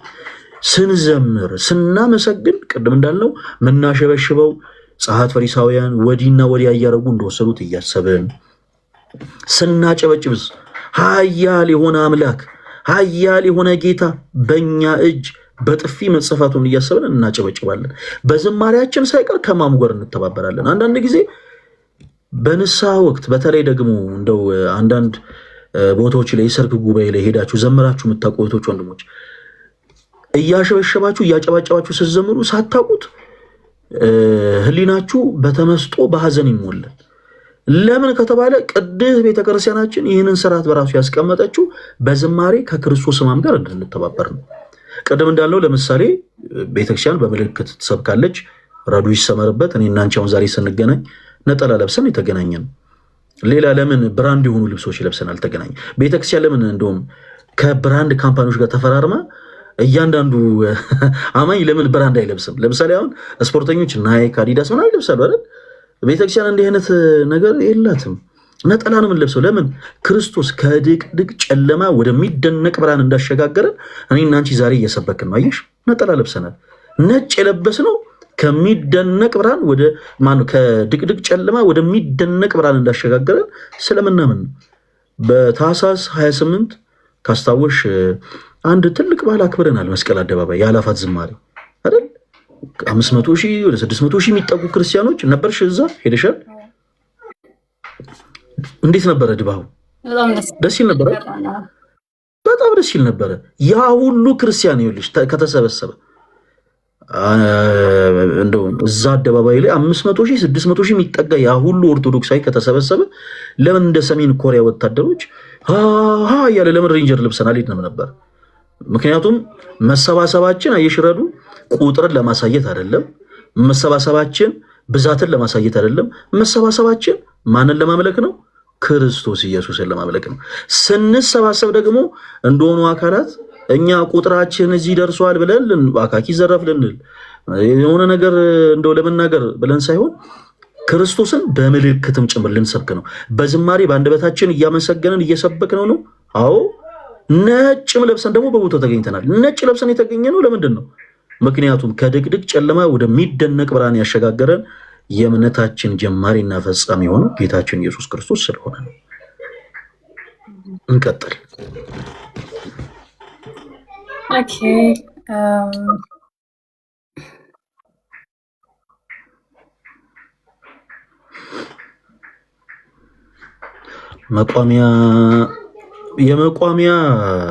የመቋሚያን ሀሳብም ልንገራችሁ። መቋሚያ በቤተክርስቲያናችን እንደ ስሙ ያው መቋሚያ ማለት በቅዳሴ ጸሎት ሰዎች ቆመው ሲያስቀድሱ በማህሌቱም ቆመው ማህሌቱን ሲካፈሉ እንደው በስጋ እንደው ከደከሙ ይይዙት ዘንድ የተሰራ መሳሪያ ነው። በቤተክርስቲያናችን በማህሌት አገልግሎት ሰፊ አገልግሎት አለው። መቋሚያ ያ ብቻ አይደለም፣ ሰፊ አገልግሎት አለው። መቋሚያ ግን ምሳሌነቱ የእመቤታችን ምሳሌ ነው። ሁልጊዜ በቅዳሴ ጸሎት የምንደገፈው ያ መቋሚያ የእመቤታችን ምሳሌ ነው። መቋሚያ ካያችሁት ከስር ጀምሮ አንድ ባላ ወደ ላይ ይወጣና መጨረሻ ላይ ሁለት ጫፍ ያለው ሌላ ደግሞ እንጨት ከላይ ይቀመጥበታል። ያ ደግሞ የእመቤታችን አጉልቶ የሚያሳይ ነው። ጽዮን እናታችን እርሷ አምባ መጠጊያ መሸሸያችን ናት። በደከመን ጊዜ ምርኩዛችን እርሷ ናት እና እነዛ ሁለት ጫፎች በእጆቻችሁ ስትይዟቸው በሁለት አቅጣጫ ያሉት እነዛ ሁለት ጫፎች እንደ ከዘራ መሰራት ይችል ነበር። በነገራችን ላይ መቋሚያ እንደ ከዘራ ያልተሰራበት ትልቁ ሪዝን ማለት በስጋም በሐሳብም ድንግል እንደሆነች የሚሰብክ ነው። መቋሚያ በራሱ እናታችን ቅድስት ድንግል ማርያም በስጋ በመንፈስም ንጽሕት ቅድስት ድንግል መሆኗን የሚያጠይቅ ነው። ሌላው ያ ሁለት አቅጣጫ ያለው ሁለት ጫፍ ያለው ያ እንጨት ከመቋሚያው ጫፍ ላይ ደግሞ የሆነበት ትልቁ ሪዝን ድንግል ማርያም ከፈጣሪ በታች ከፍጡራን ሁሉ በላይ ደግሞ በላይ መሆኗን ለማጠየቅ ነው። እና በቤተክርስቲያናችን እንደዚህ አይነት ነገሮች ስርዓቶች ናቸው። በነገራችን ላይ እንዲህ አይነት ሀሳቦችን የሌላ እምነት ተከታይ የሆነ ሰው ማመን አይጠበቅበትም። የኔ ተወዳጆች ማመን አይጠበቅበትም። ለምን መሰላችሁ? እነዚህን ነገሮች ማመን አለማመኑ አይደለም ማተር የሚያደርገው። በመጀመሪያ የኢትዮጵያ ኦርቶዶክስ ተዋሕዶ ቤተክርስቲያንን የዶክትሪን ትምህርቶች ያላመነ ሰው ስለሆነ እንዲህ አይነት ጉዳዮችን ወደ ማሳመን ምናምን እባካችሁን አትሂዱ። ለምሳሌ በቤተክርስቲያን የሚደረጉ ተአምራቶች አሉ አይደል? ለምሳሌ አሁን ረዲት አንቺ በህይወትሽ መቼም እግዚአብሔር ድንቅ ተአምርን አድርጎልሻል አይደል? ያ ተአምር ከአይምሮ በላይ ነው አይደል? ከአይምሮ በላይ ማለት ሰዎች አስበው ካልኩሌት አድርገው ደምረው እኩል ይሆናል ብለው ሊያመጡት የማይችሉት ውጤት ነው። እንዲህ አይነት ነገሮች ላመኑ ሰዎች የሚሆን ነው፣ ላመኑ ሰዎች የሚከናወን ነው። ስርዓቱም የተቀመጠው ለሚያምኑ ሰዎች እንጂ ላላመኑ ሰዎች አይደለም። ስለዚህ ለጊዜው አሁን ያላመኑ ሰዎች ሲሰሙት ምን ማለት ነው ምናምን ሊሉ ይችላሉ። እና ያው በመጀመሪያ ማመን ስለሚቀርብ ቀድማችሁ የኢትዮጵያ ኦርቶዶክስ ተዋሕዶ ቤተክርስቲያን ትምህርት ብታውቁ ብትረዱ መልካም ነው። ወደ ቀጣዩ ሀሳብ እንሂድ። እኔ በጣም የምጠይቅሽ ጥያቄ አለ። ስጨርሽ ጨረስኩ በይኝ። እኔ ቸኩያለሁ አንቺን ለመጠየቅ። ኦኬ የኔ ማለት ይሄ የራሴ ጥያቄ ነው። እኔ አሁን ውጭ ነው የምኖረው እና እንደዚህ ብዙ ሰው አያለው እና እንትናቸውም ይሄ አለ አይደለ የተለያዩ አይነት ሰዎች ነው እዚህ ሀገር የሚኖሩት እንደምታውቁት እና ከኛ በመንፈሳዊም ቢሆን በባህልም ቢሆን ያፈነገጡ ነገሮች ነው ያሉት። ግን እዚህ ስላደግኩኝና የሆነ ህይወቴ ውስጥ ስቲል ያሉ ሰዎች ናቸው እንደዚህ ባን ማድረግ የማይቻሉ ማለት ነው። አሁን ለምሳሌ ይሄ ሌላ እንትን ያለ ገብቶሃል እና አልገባኝም። እስኪ ግልጽ አድርጊልኝ። ማለት አሁን ለምሳሌ ትምህርት ቤት ውስጥ ወይም አስተማሪ እንደዚህ ይሄ ግብረ ሰዶም ወንዶች ምናምን ማለት ነው እንደዚህ አይነት ነገር አለ እና ሳታስበው እዚህ ሀገር እነዚህ ሳታስበው ግን እየኖርክ በመጣ ቁጥር የሆነ እንትን እያልካቸው ሰው ናቸው ስቲል ሰው ናቸው እያልክ እንትን እያልከው ትመጣለህ። እና እኔ እላለው እግዚአብሔር ይምራል፣ መሀሪ ነው። እና እኔ አሁን እድለኛ ሆኜ ኢትዮጵያዊ ነኝ፣ ክርስቲያን ኦርቶዶክስ ነኝ ማለት በእድል ነው እዚህ ላይ እንትን ያልኩት። እነሱ ግን ይህን እድል አላገኙም። እና ይሄ እንትን እላለው ውይ ስለማያውቁ ነው ምናምን እያልኩኝ ይሄ ሳታስበው የምታዝንላቸው ነገር አለ እንደዛ። እና ይሄ ኃጢአት ነው ወይ? እሺ መልካም ረዱ። ለእነሱ ማዘን ኃጢአት አይደለም። አንድ ነገር ግን ማወቅ አለብን። አሁን አንቺ ባለሽበት ዓለም ብቻ ሳይሆን በተለያዩ ዓለም ሀገራት ከአይምሮ በላይ የሆኑ ልምምዶች አሉ በየቦታው። አንዳንድ ጊዜ እኛ ያለንባት ሀገር ኢትዮጵያ የአማኞች ሀገር ስለሆነች ኦርቶዶክስ ብቻ ሳይሆን የተለያየ እምነት ተከታዮች አሁን እንዲህ አንድ ትልቅ ሀቅ ደግሞ በዚህ አጋጣሚ ልንገራችሁ። የኢትዮጵያ ኦርቶዶክስ ተዋሕዶ ቤተክርስቲያን ብቻ ሳይሆን ኢትዮጵያ ውስጥ በጣም ቁጥሩ ከፍተኛ የሆነ ሰው የሌላ እምነት ተከታይ ነው። አማኝ እግዚአብሔር አለ ብሎ ማመናችን በነገራችን ላይ ሁላችንም ጠቅሞናል። ኢትዮጵያ ውስጥ የምንኖረው ሁላችንም ማለት ነው። ይሄ ባህላችን፣ ካልቸራችን፣ ትውፊታ፣ ይሄ ትልልቅ ሰው የምናከብረው ነገር በአጠቃላይ ሁሉም ሰው ከልጅነቱ ጀምሮ ታንጾ እንዲያደርግ ያደረገው ነገር ነው። ከኢትዮጵያ ሲወጣ ግን በጣም በጣም በጣም ከአይምሮ በላይ የሆኑ ነገሮች ይጠበቃሉ። እናያለን፣ እንመለከታለን። እና እንዲህ አይነት ነገሮችን ስንመለከት ጉዳዩ ትክክል ነው ብሎ የኃጢአት ተባባሪ መሆን አያስፈልግም። ጉዳዩ ትክክል ነው ብሎ የኃጢአት ተባባሪ መሆን አያስፈልግም። አንቺ እንዳልሽው ሳታውቂው አንዳንድ ነገሮች ይለመዳሉ። ለምሳሌ አሁን ኢትዮጵያ ውስጥ ያሉ ሰዎች የለመዱትን አስደንጋጭ የሆነ ነገር ልንገርሽ። ድሮ እኛ ልጆች እያለን እኔ በጣም ድሮ ልጆች እያለን አስታውሳለሁ። ያደግኩት እኔ ፈረንሳይ ለጋ ሲሆን ነው። እና አንድ ሰው ሞተ ሲባል ሰፈሩ በአጠቃላይ በጣም ነበር የሚደነግጠው። በጣም ነበር ሰው የሚሸበረው።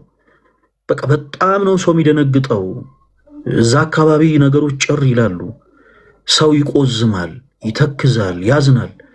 እንደውም ለራሱ ሁሉ ፈርቶ ወደ ንስሐ አባቱ ይቀርባል፣ በንስሐ ሕይወት ይመላለሳል። አሁን ላይ ሳናቀው አረመኔነትን ተለማምደናል። ምን እንደሆነ እኔ አላቅም። እና ሰው ሲሞት በሶሻል ሚዲያዎች ላይ በአይናችን ቁጭ ብለን እንመለከታለን። የምታስታውሱ ከሆነ በሊቢያ በረሃ ላይ ሰማዕትነት የተቀበሉ ወንድሞቻችን የተቀበሉትን ሰማዕትነት እያንዳንዱ ኢትዮጵያዊ የሆነ ሰው ቁጭ ብሎ መመልከት አልቻለም ነበር።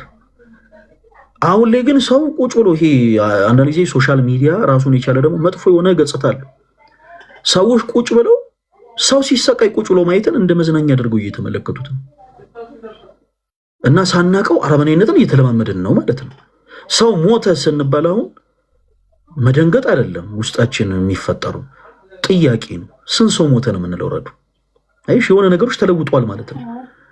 አሁን እኮ ሰው ሞተ ስንባል ስንት ሰው ሞተ? 40፣ 50፣ 10፣ 20 እንባላለን። አይ ምናምን ብለን እናልፈዋለን። እና ሳናቀው እንዲህ አይነት ነገሮችን እንለምዳለን። ትልቁ ነጥብ ግን ሰዎች በእንዲህ አይነት ሁኔታ ላይ እንኳን ቢኖሩ የዛን ልምምድ ያንን ኃጢአት ተጠቂ እንዳይሆኑ በጣም ሊጠነቀቁ ይገባል። በነገራችን ላይ እኔና አንቺ ክርስቲያን ይሁን ነው ረዱ በኃጢአት የሚወድቁ እህቶቻችን ወንድሞቻችን ላይ ጣታችንን ቀስረን ፈራጅ እንድንሆን ሳይሆን ለእነሱ አዝነን እንድንጸልይላቸው ነው። እና ማዘንሽ መልካም ነው። ጣት ቀስሮ መፍረድ ክርስቲያን የሆነ ነገር ግን አይደለም። አሁን ለምሳሌ በዘመናችን አሁንም ሌላ የተለመደው ነገር ምንድን ነው? አንዲት እህት ለምሳሌ ሶሻል ሚዲያ ላይ የምትታወቅ ከሆነ መቼም ሰው የግሉ የሆነ ህይወት ይኖረዋል አይደለ? ድንገት ድካም ይኖርባታል። እና አንድ ድካሟ ድንገት ሚዲያ ላይ ኤክስፖዝ ከሆነ ሁሉም ሰው በአጠቃላይ ጣቱን እየቀሰረ ይቺ እንደዚህ አይነት ሰው እያለ እሷ ላይ ለመፍረድ ይሮጣል። ይሄ ክርስቲያናዊ የሆነ ስነ ምግባር አይደለም። እኛ በክርስቶስ ክርስቲያን የሆነው ፈራጅ ልንሆን አይደለም ሰዎች ላይ፣ ይልቁኑ ኃጢአትን ከላይ ልንሆን ነው። ኃጢአትን መከለል ማለት ግን ኃጢአት መተባበር ሳይሆን ሰዎች ላይ መፍረድ የለብንም። ባጭሩ በቃ ገሌ እንደዚህ ነሰው ነው ገሌ እንደዚህ ነው ብለን የሰዎችን ኃጢአት አጉልቶ እንትን ለማለት መሯሯጥ የለብንም። ከሳሾች መሆን የለብንም። ከሳሽ ምንጊዜም ዲያብሎስ ነው። ነገር ግን አጠገባችን ያሉ ሰዎች ላይ ስናዝን ግን በቃ ኖርማል ያርጉ ይቀጥሉ ብለን ሳይሆን ለንስሐ እንዲበቁ አድርገን ነው ሽረዱ። አሁን የአንቺ ሀገር ላይ መጨመር ያለበት ትልቁ ነገር ያ ነው። ለምሳሌ አቅራቢያሽ ያሉ ሰዎች ሊሆኑ ይችላሉ። በምንም አይነት ሁኔታ ላይ ሊሆን ይችላል። አንዳንዴ እኛ መንፈሴ ነገርን አናቅም ብለን ብዙ ጊዜ በቃ ትግሉን እንፈሯለን፣ ሰዎችን መምከር እንፈሯለን። እመኑኝ እናንተ የምትናገሯት እያንዳንዷ ቃል ግን ሰዎች ላይ እንደ ጠጠር ተጠራቅማ ማለት ነው የሆነ ሰዓት ላይ ራሷን የቻለች ግንብ ትሆናለች። እና ተስፋ ሳትቆርጡ ያ ሰው ካለበት ኃጢአት ልምምድ ወደ ተቀደሰ መንገድ እንዲመለስ የራሳችሁን ጥረት አድርጉ። በቃ ኃጢአቱን አውጥቶ ገሌ እንደዚህ ነው ብሎ መክሰስ መፍረድ ምናምን ጥሩ አይደለም። ይሄ ከአንድ ክርስቲያን አይጠበቅም። ግን ደግሞ ያ ሰው ለንስሐ እንዲበቃ ደግሞ ማድረግ ይኖርብናል። በጣም የምወዳቸውን የአንድ ቅዱስ አባት ታሪክ በነገርሽ ደስ ይለኝ ነበረ። ረዱ ትንሽ ታይም እንውሰድና የእሳቸውን ታሪክ ልንገርሽ። በተደጋጋሚ እዚህ ሶሻል ሚዲያ ላይ የእሳቸውን ታሪክ ነገር ያለውኝ ለምን ሰዎች እንዲማሩበት ብዬ ማለት ነው። የቅዱስ አባታችን የአባ መቃርስ ታሪክ ሚዲያ ላይ በተደጋጋሚ ስለተናገርኩት ስለ አባ መቃርስ የተናገርኩትን ዩቲዩብ ላይ ሊሆን ይችላል ቲክቶክ ላይ ገብታችሁ ፕሊስ እዩት። እኔ አልፖስትኩትም፣ ግን በጣም ሪከርድ ተደርጎ ስላለ ሰርች አድርጋችሁ ይመጣላችኋል። የአንዲት ቅድስት እናትን ታሪክ ልንገራችሁ። ቅድስት እንባ መሪና ትባላለች እና ይህች ቅድስት እናት ክርስቲያን ከሆኑ ቤተሰቦቿ ተወልዷ ነው የኖረችው እና በመሀል እናቷ ታርፋለች። እናቷ ካረፈች በኋላ አባቷ በእናቷ ላይ ደርቦ ሌላ ሴት ማግባትን አልፈለግም። እንዲህ አይነት ፍቅርን እግዚአብሔር አምላክ ለሁላችሁ ይስጣችሁ። በእናቷ ላይ ሌላ ሴት እንደርቡ ማግባት አልፈለገም። በቃ ከዛ በኋላ ለራሱ ያሳመነው ትልቁ ነገር ምንድን ነበረ? ወደ ወንዶች ገዳም ሄዶ መመንኮስ ነበር ያሰበው። ይህንን ሲያደርግ ግን የግድ ሴት ልጁን ትቶ መሄድ አለበት። ለምን? መሄድበት ገዳም የወንዶች ብቻ ገዳም ነው። ረዱ የወንዶች ብቻ ገዳም እና ትቷት ሊሄድ ሲል እጅግ በጣም እሷም ስታለቅስ ስለነበረ አንድ ብልሃት አንድ ዘዴን ፈጠረ። ያ ደግሞ ምንድነው? እሷን ልክ እንደ የወንድ ልብስ አልብሶ ወደ ወንዶች ገዳም ይዟት ሄደ። እሷም በልጅነት እድሜዋ እንድትመነኩስ ማለት ነው። እና የወንዶች ገዳም ነው። ቅድስት እንባ መሪና እዛ ውስጥ ያሉ መነኮሳት በአጠቃላይ ወንድ እንደሆነች ነው የሚያውቁት። እና ከአባቷ ጋር መጣች፣ መነኮሰች። አባቷ ረዥም ጊዜ በቅድስና ሕይወት ክርስቶስን አገልግሎ ከዚህ ድካም አረፈ እና እሷ ወጣት ሆነች። እንግዲህ ገዳም ውስጥ ያሉ ሰዎች በአጠቃላይ እሷ ወንድ መነኩሴ እንደሆነች ነው የሚያውቁት። ሁሉም ሰው አባታችን እንዴት አሉ እያለ ነው እርሷን የሚያናግራት እና ሁለንተኗ እጅግ በጣም ውብ ነበረ። መልከ መልካም የሆነች ሴት ነች። ለገዳም አገልግሎት የሚያስፈልጉ አንዳንድ ንዋያትን ለመግዛት ስትወጣ አንዲት ሴት ትመለከታታለች። ዓለማዊ የሆነች ሴት ነች እና ወጣት ወንድ መሰላት። እንግዲህ ሰው ቅድም እንዳልኳቸው ይሳሳታል፣ በጣም በብዙ አይነት ነገር ይወድቃል እና ወንድ ወጣት መነኩሴ መሰላትና ከአንተ ጋር እንደው በስጋ መውደቅ እፈልጋለሁ ብላ ሀሳቧን ታጋራለች። ቅድስት እንባ መሪና ግን አይሆንም ብላ ወደ ገዳሙ ትመለሳለች እና ያቺ ሴት በጣም በእልህ በቅናት መጥፎ ነገሮችን ታስብ ነበረ። በስተመጨረሻ ያቺ ሴት ዘማዊ ነበረችና ከተለያዩ ሰዎች ጋር ስትወድቅ ባላሰበችው ሰዓት ትጸንሳለች። ጽንስ የሚባል ነገር አለ። ትጸንሳለች።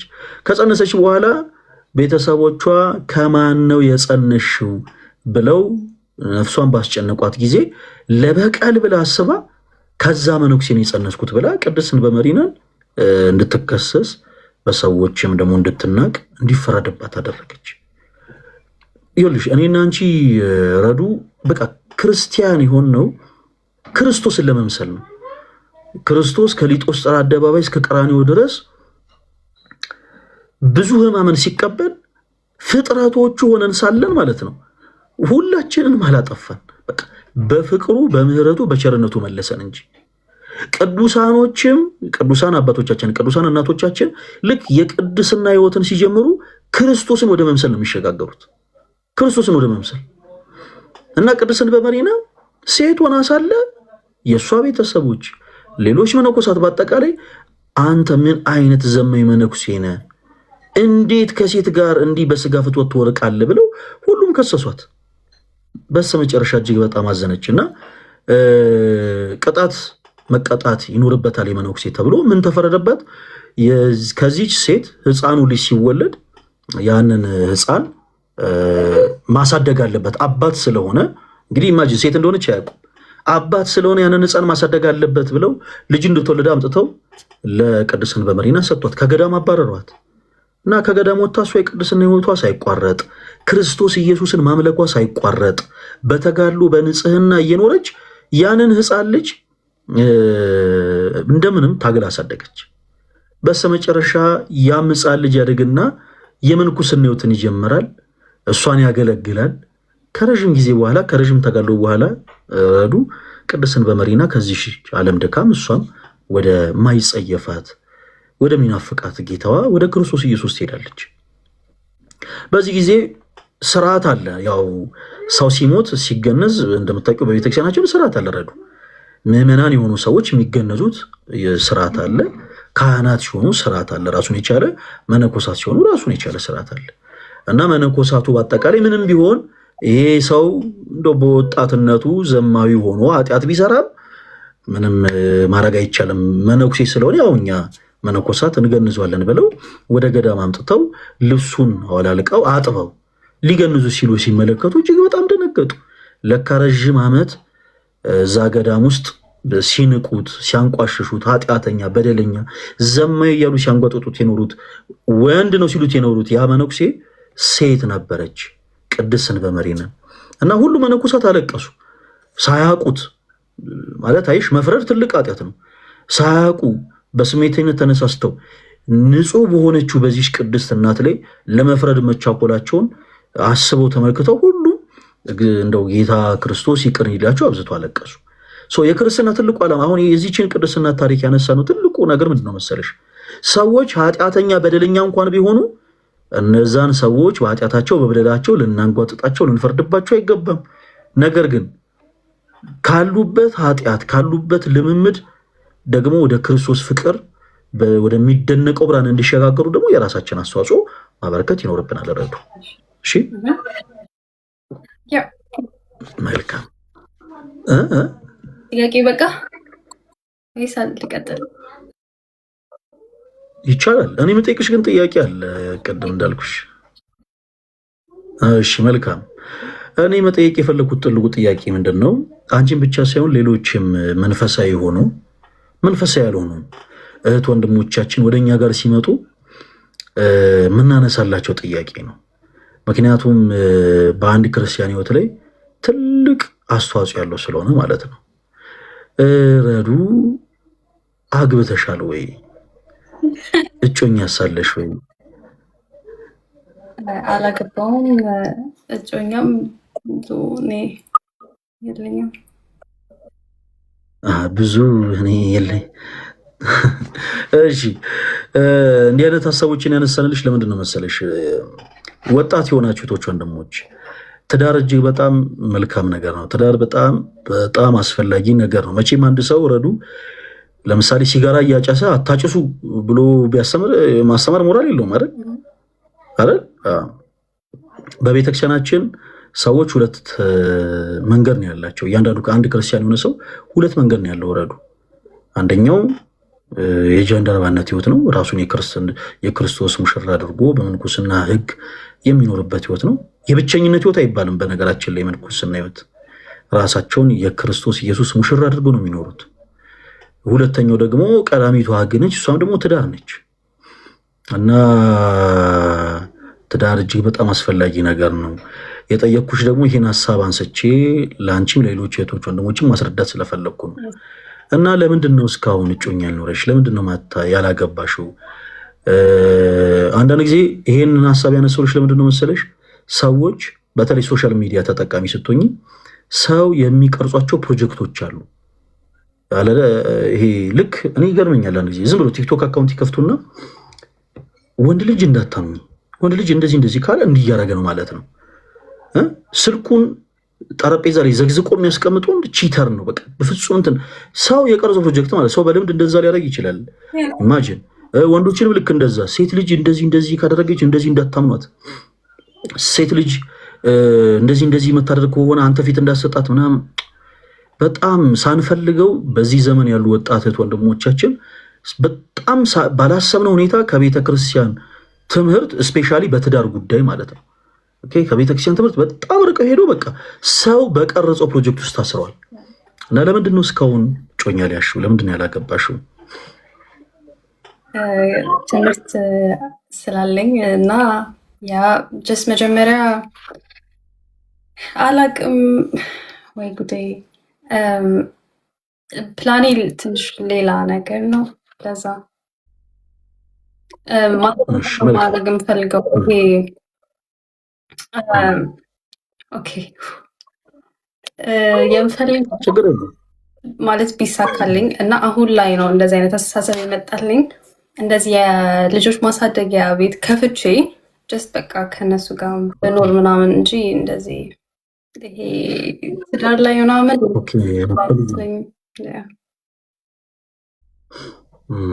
ምን አለ መሰለሽ ረዱ፣ በዚህ አጋጣሚ እኔ አይ ቲንክ እግዚአብሔር እንደው ከፈቀደ ከ2 ዓመት ምናምን በኋላ አገባለሁ ብዬ አስባለሁ። እጅግ በጣም መወዳት እጮኛለችኝ። በጣም ብታይ በጣም የምትገርም በጣም ስማርት የሆነች በጣም ጠንካራ የሆነች የእናት የአባቷን ስርዓት ይዛ ያደገች በጣም ልዩ የሆነች እጮኛለች። እኔም እንዳንቺ ዓላማ አለኝ። በዓላማ ማሰበብ አይቻልም። እሺ እኔም እንዳንቺ ፕላን አለኝ። በፕላን ማሰበብ አይቻልም። እንደውም አንዳንድ ጊዜ ብዙ ጊዜ ሰዎች እንደው ትዳር መቼ ነው የምታገባው ሲባሉ በተለይ ወንዶች ላይ በርደን ስላለ ይሄ ያለ አይደለ እንደው የማስተዳዳሩ የሆነ የማኖሩ ግዴታው እነሱ ላይ ስለሚጣል አረቢያንስ እኔ ይሄን ያክል ንብረት ይኖረኝና ምናምን ይላል ሰው። ኢቭን የኛ እናትና አባቶች እንኳን ንብረት አፍርቶ አይደለም ተጋብቶኛን የወለዱት። ቤተሰቦቻቸውን ብትጠይቁ በአካውንታችሁ ስንት ብር ነበር ብትሏቸው በጣም እስክትገረሙ ድረስ ጠንካራ የሆነ የፍቅር ታሪካቸውን ይነግሯቸዋል። እኔ አሁን ትንሽ አገለግላለሁ፣ እሞክራለሁ። አገልግሎት ያን ያክል አገልጋይ አይደለሁም። አንዳንድ ጊዜ የኢትዮጵያ ኦርቶዶክስ ተዋሕዶ ቤተክርስቲያንን የማያውቁ ሰዎች እንደማያውቁ በምን ታውቂያለሽ መሰለሽ? እኔንና ሌሎች እንደኔ መሰል የሆኑ ወንድሞችን ያደንቁናል። ቤተክርስቲያንን ሰው ማወቅ ሲጀምር ሊቃውንቱን ያውቃል። እኛ እንዲሁ በመንፈሴ ቅናት ወደ ሶሻል ሚዲያ መተን ቤተክርስቲያን የማታሰሩን ታስተምራለች የማትለውን ትላለች የሚሉ ሰዎችን አይ የለም እኛ ቤተክርስቲያን ይህን ታስተምራለች የምንል ሰዎች እንጂ ያን ያክል መንፈሳዊ አገልጋዮች አይደለም። በጣም ብዙ ድክመቶች ያሉብን ረዱ። ግን በዚህ እንኳን ይቺም አገልግሎት ተብላ ማለት ነው በዚህ እንኳን አገልግሎት ላይ ብዙ ፈተናዎች አሉ። ከእንደዚህ አይነት ፈተና ደግሞ ለመራቅ የግድ ትዳር መሰረታዊ ነገር ነው። እኔ ቅድም እንዳልኳችሁ እጮኛለች በጣም ተወዳጅ በጣም እኔ ልነግራችሁ አልችልም። እውነት በስማ በጣም ግሩም ሴት ነች። በጣም ትሁት ሴት ነች። ቁጣን የምታበርድ ሴት ነች። ሐዘንን፣ ጭንቀትን በቃ በጣም በተወሰኑ ቃላቶች ከውስጤ እንዲጠፉ ማድረግ የምትችል ሴት ነች። የምወዳት የኪዳነ ምሕረት ስጦታ ነች ያቺ ሴት እና ሌሎችም ሰዎች ልክ እኔ ያገኙትን አይነት ደስታ እንዲያገኙ እፈልጋለሁ። በተለይ በወጣትነት ዘመን ረዱ ያነሳው ልጅ ትልቁ ምክንያት ሰው በቀረጻቸው ፕሮጀክቶች በጣም ብዙ ሰዎች ታስረዋል፣ በጣም ብዙ ሰዎች ታውረዋል። አሁን ለምሳሌ አንቺን ስጠይቅሽ ምን አልሽኝ? አይ ፕላን የማደርገው ነገር አለ አንደኛ ሪዝም፣ ከዛስ ፕላን የማደርገው ነገር አለ አልሽና ከዛ ደግሞ የሆነ ፓርት ላይ ደግሞ ጥፋልሽና አይ እኔ ወደፊት የህፃናት ማዋያ ከፍቼ ህፃናትን ምናምን እያሳደግኩ እኖራለሁ እንጂ በፍጹም የሚል አቋም ላይ ደረሽ። ስለ ትዳር ግን ማወቅ ያለብሽን ነገር ልንገርሽ፣ ምክንያቱም መሰረታዊ ነገር ስለሆነ። በዚህ አጋጣሚ አንድ ሌላ ጥያቄ ልጠይቅሽ። ገንዘብ ሴፍ ታደርጊያለሽ ረዱ? ልጀምር ነው አላረግም። ግን ቋሚ የሆነ ገንዘብ አይ ቲንክ ቋሚ የሆነ ገንዘብ ማግኘት ብትጀምሪ ገንዘብ ሙሉ በሙሉ ታጠፊያለሽ ወይስ ሴፍ ማድረግ ትጀምሪያለሽ? ለምንድን ሴቭ የምታደርጊው? ያው ለልጆቼ ምናምን ይልከኝ አይ ዶንት ኖ አላውቅም፣ ግን የሆነ ነገር ሊፈጠር ምናምን እያለን ስለምናስብ ሰዎች ያው ቋሚ ገንዘብ የማገኝ ከሆነ እንዳለ አላውቅም እንዴ። እሺ አራት ቆጭኝ ታይ። እሺ መልካም። አሁን ይህንን ሀሳብ ያነሳሁልሽ ለምንድን ነው መሰለሽ? አንቺ ብቻ ሳትሆኚ ሌሎችም ማግባት አንፈልግም የሚሉ ሰዎች ወጣት የሆኑ እህት ወንድሞቻችንን ብንጠይቃቸው ገንዘብ ላይ አዎ ሴቭ እናደርጋለን ነው መልሳቸው። ለምንድነው ሴቭ የምታደርጉት? አንቺ ያነሳሽውን አይነትና ሌሎችም በጣም ብዙ የሆኑ ሪዝኖች ይነሳሉ። በቃ ነገ ድንገት ብታመምስ፣ ድንገት የሆነ ነገር ቢፈጠር ሳለ የሆነ ንብረት ማፍራት እፈልጋለሁ፣ እንደ ቤተሰቦች የሆነ ነገር ቢሆኑስ ምናምን፣ ቢታመሙብኝስ፣ ቢወድቁብኝስ። አይ ነገን ለመኖራችን ግን ማለት ነው ዋስትና የለንም። አይደንቅም? ነገን ለመኖራችን ዋስትና ሳይኖረን ገንዘብ ለመቆጠብ ግን በጣም ብዙ እንጠጠራለን። የፍቅር ህይወትም ረዱ ሴቭ መደረግ ያለበት ነው። ማለት ገንዘቡ ዛሬ ላይ ስለሚያስፈልግሽ አይደለም የምትቆጥቢው። ዛሬ ላይ አልፈለግሽም፣ ነገን አስበሽ ነው የምትቆጥቢው።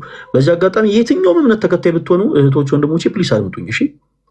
ገንዘብን ሴቭ የምታደርጉት ዛሬ ላይ ዛሬ ስለሚያስፈልጋችሁ አይደለም፣ ዛሬ ስለማያስፈልጋችሁ ነው። ዛሬ አያስፈልጋችሁም፣ ነገ ላይ ግን የሚፈጠረው ነገር አይታወቅም። ከሰው በታች ላለመሆን አይደል፣ ላለመራብ፣ ላለመጠማት፣ ላለመቸገር፣ ላለመውደቅ ነገን ገና ሳታውቁት ትኑሩ አትኑሩ፣ ክርስቶስን ቤን ይጨምረላችሁ አይጨምራላችሁ ሳታውቁ ግን ነጋችሁ ያማረ እንዲሆን ግን ትቆጥቡለታል፣ ለነገ ተብሎ ማለት ነው። የትዳር ህይወትም ረዱ ገና ካሁኑ መቆጠብ አለበት። የፍቅር ህይወት ገና ካሁን ጀምሮ ካልተቆጠበ ነገ ትዳር ሊሆን አይችልም። ብዙ ጊዜ እንደው አይተሽ ተመልክተሽ ታውቂያለሽ? ከተጋቡ ገና ወር ሳይሞላቸው፣ ከተጋቡ ገና 6 ወር ሳይሞላቸው፣ ዓመት ሳይሞላቸው ተፋቶ የሚባል ነገር በየቦታው ይወራል። ብዙ ሰው ለሰው ታይታ ድል ባለ ሰርግ ለመጋባት ይሯሯጥና ሳይግባባ ሳይተዋወቅ ያንን የፍቅር ህይወት መቆጠብ ያለበትን የፍቅር ህይወት ሴቭ ሳያደርገው እየሮጠ ወደ ትዳር ይገባና የከበረውን ትዳር እንዲቀል ያደርጉታል።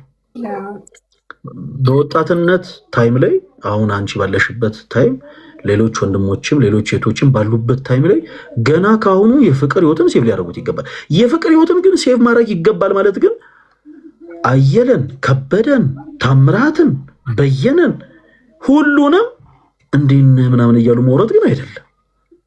በተመሳሳይ የፍቅር ህይወትን ሴቭ ማድረግ ማለት ብርጣሉንም፣ ትርንጎንም፣ አየለችንም እያንዳንዱን ሴቭ እያደረጉ እንዴት ነሽ ልጅ ዛሬ ናፍቅ ምናምን እያሉ መውረድ አይደለም። ይሄ በጣም ፍጹም ከክርስትና የራቀ ነገር ነው። ትዳር መሰረታዊ ነገር ነው። ሰው ሳላገባ መኖር እፈልጋለሁ ማለት የለበትም። እሺ ረዱ ያንን ሀሳብሽን ብቻ ታርሚውና ከዛ ከቀጣይ ጊዜ ጀምሮ አንቺ ከራስሽ ጋር ትነጋገሪበታለሽ አይደል? ከዛ ከቅዱስ ሚካኤል ጋር ታውሪበታለሽ። ጸሎት እያደረግሽ ከክርስቶስ ጋር ትነጋገሪበታለሽ። የአንድ ክርስቲያን መንገዱ ሁለት ነው። አንደኛው መንገድ የምንኩስና ህይወት ነው። ብዙ ሰዎች የምንኩስና ህይወት የብቸኝነት ህይወት ይመስላቸዋል። አይደለም። በነገራችን ላይ የብቸኝነት ህይወት የጨለመ ህይወት ነው። ረዱ የጨለመ ህይወት። ብዙ ጊዜ ያላገቡ ሰዎች ኢቨን ቢዝነስ እንኳን ቢኖራቸው ቢዝነሳቸው ያን ያክል ስኬታማ አይሆን። እንደው መንፈሳዊ ነገሩን ትታችሁት ነው የምላችሁ። መንፈሳዊ ነገሩን ትታችሁት፣ ይሄ መንፈሳዊ የሆነ ውጤቱን ረስታችሁት፣ እንደው ዓለማዊ ነገር እንኳን ብናስብ ትዳር የሌላቸው ቢዝነስ ያላቸው ሰዎች ያን ያክል ስኬታማ ሊሆኑ ይችላሉ። የብቸኝነት ህይወት በጣም ከባድ የሆነ የጨለመ ህይወት ነው። ከዛ ድቅድቅ ከሆነ የብቸኝነት ህይወት፣ ከዛ የጨለመ ህይወት ሰዎች የሚወጡት በሁለት መንገድ ነው። አንደኛው በምንኩስና ነው። የምንኩስና ህይወት የጨለመ ህይወት አይደለም። ሰዎች ራሳቸውን ለክርስቶስ ጃንደረባ አድርገው የራሳቸውን የክርስቶስ ሙሽራ አድርገው ዘር ልዝራ ንብረት ላፍራ ብለው ሳይጨነቁ ግርማ ሌሊቱን ታግሰው በንጽህና በቅድስና የሚኖሩበት ህይወት ነው። ለምሳሌ አሁን ቅድስት አርሴማ ስናነሳ እንደው አንዳንድ ጊዜ የቅድስት አርሴማ ታሪክ በዚህ አጋጣሚ ገለ መንገድ ላንሳላችሁ። ቅድስት አርሴማ ሲባል አንዳንድ ሰዎች ቅር ይላቸዋል። እንዴት ኢየሱስን የሚሸፍን ስም ትጠራላችሁ ይሉናል አይደል? እንዴት አርሴማ ትላላችሁ ይባላል። በቤተክርስቲያን የቅዱሳን ሰዎች ገድል የሚነገረው በነገራችን ላይ ክርስቶስን ለመሸፈን ሳይሆን በእነሱ ሕይወት የከበረውን ክርስቶስን ለማጉላትና ለማሳየት ነው። ለምሳሌ የሐዋርያት ሥራ መጽሐፍ ላይ ኢየሱስ የሚለው ስም ከ40 ምናምን ጊዜ በላይ ነው የተጻፈው። ጳውሎስ የሚለው ግን 130 ምናምን ጊዜ ተጽፏል። 132 አይ ቲንክ ጳውሎስ ጳውሎስ ጳውሎስ ጳውሎስ ተብሎ ግን ተደጋግሞ የተጻፈው የኢየሱስ ስም ተሸንፍኖ ጳውሎስ የሚለው እንዲጎላ ሳይሆን በጳውሎስ ሕይወት የከበረውን ጌታ ኢየሱስን ለማጉላት ነው። እና ቅድስት አርሴማ ለምሳሌ ያክል ስናነሳ ቅድስት አርሴማ እጅግ በጣም ውብ ሴት ነበረች። በዘመኗ የቅድስት ሀገር አርሜኒያ ተወላጅ ነች። በጣም ውብ ነበረች። በጣም ወጣት ሴት ነች።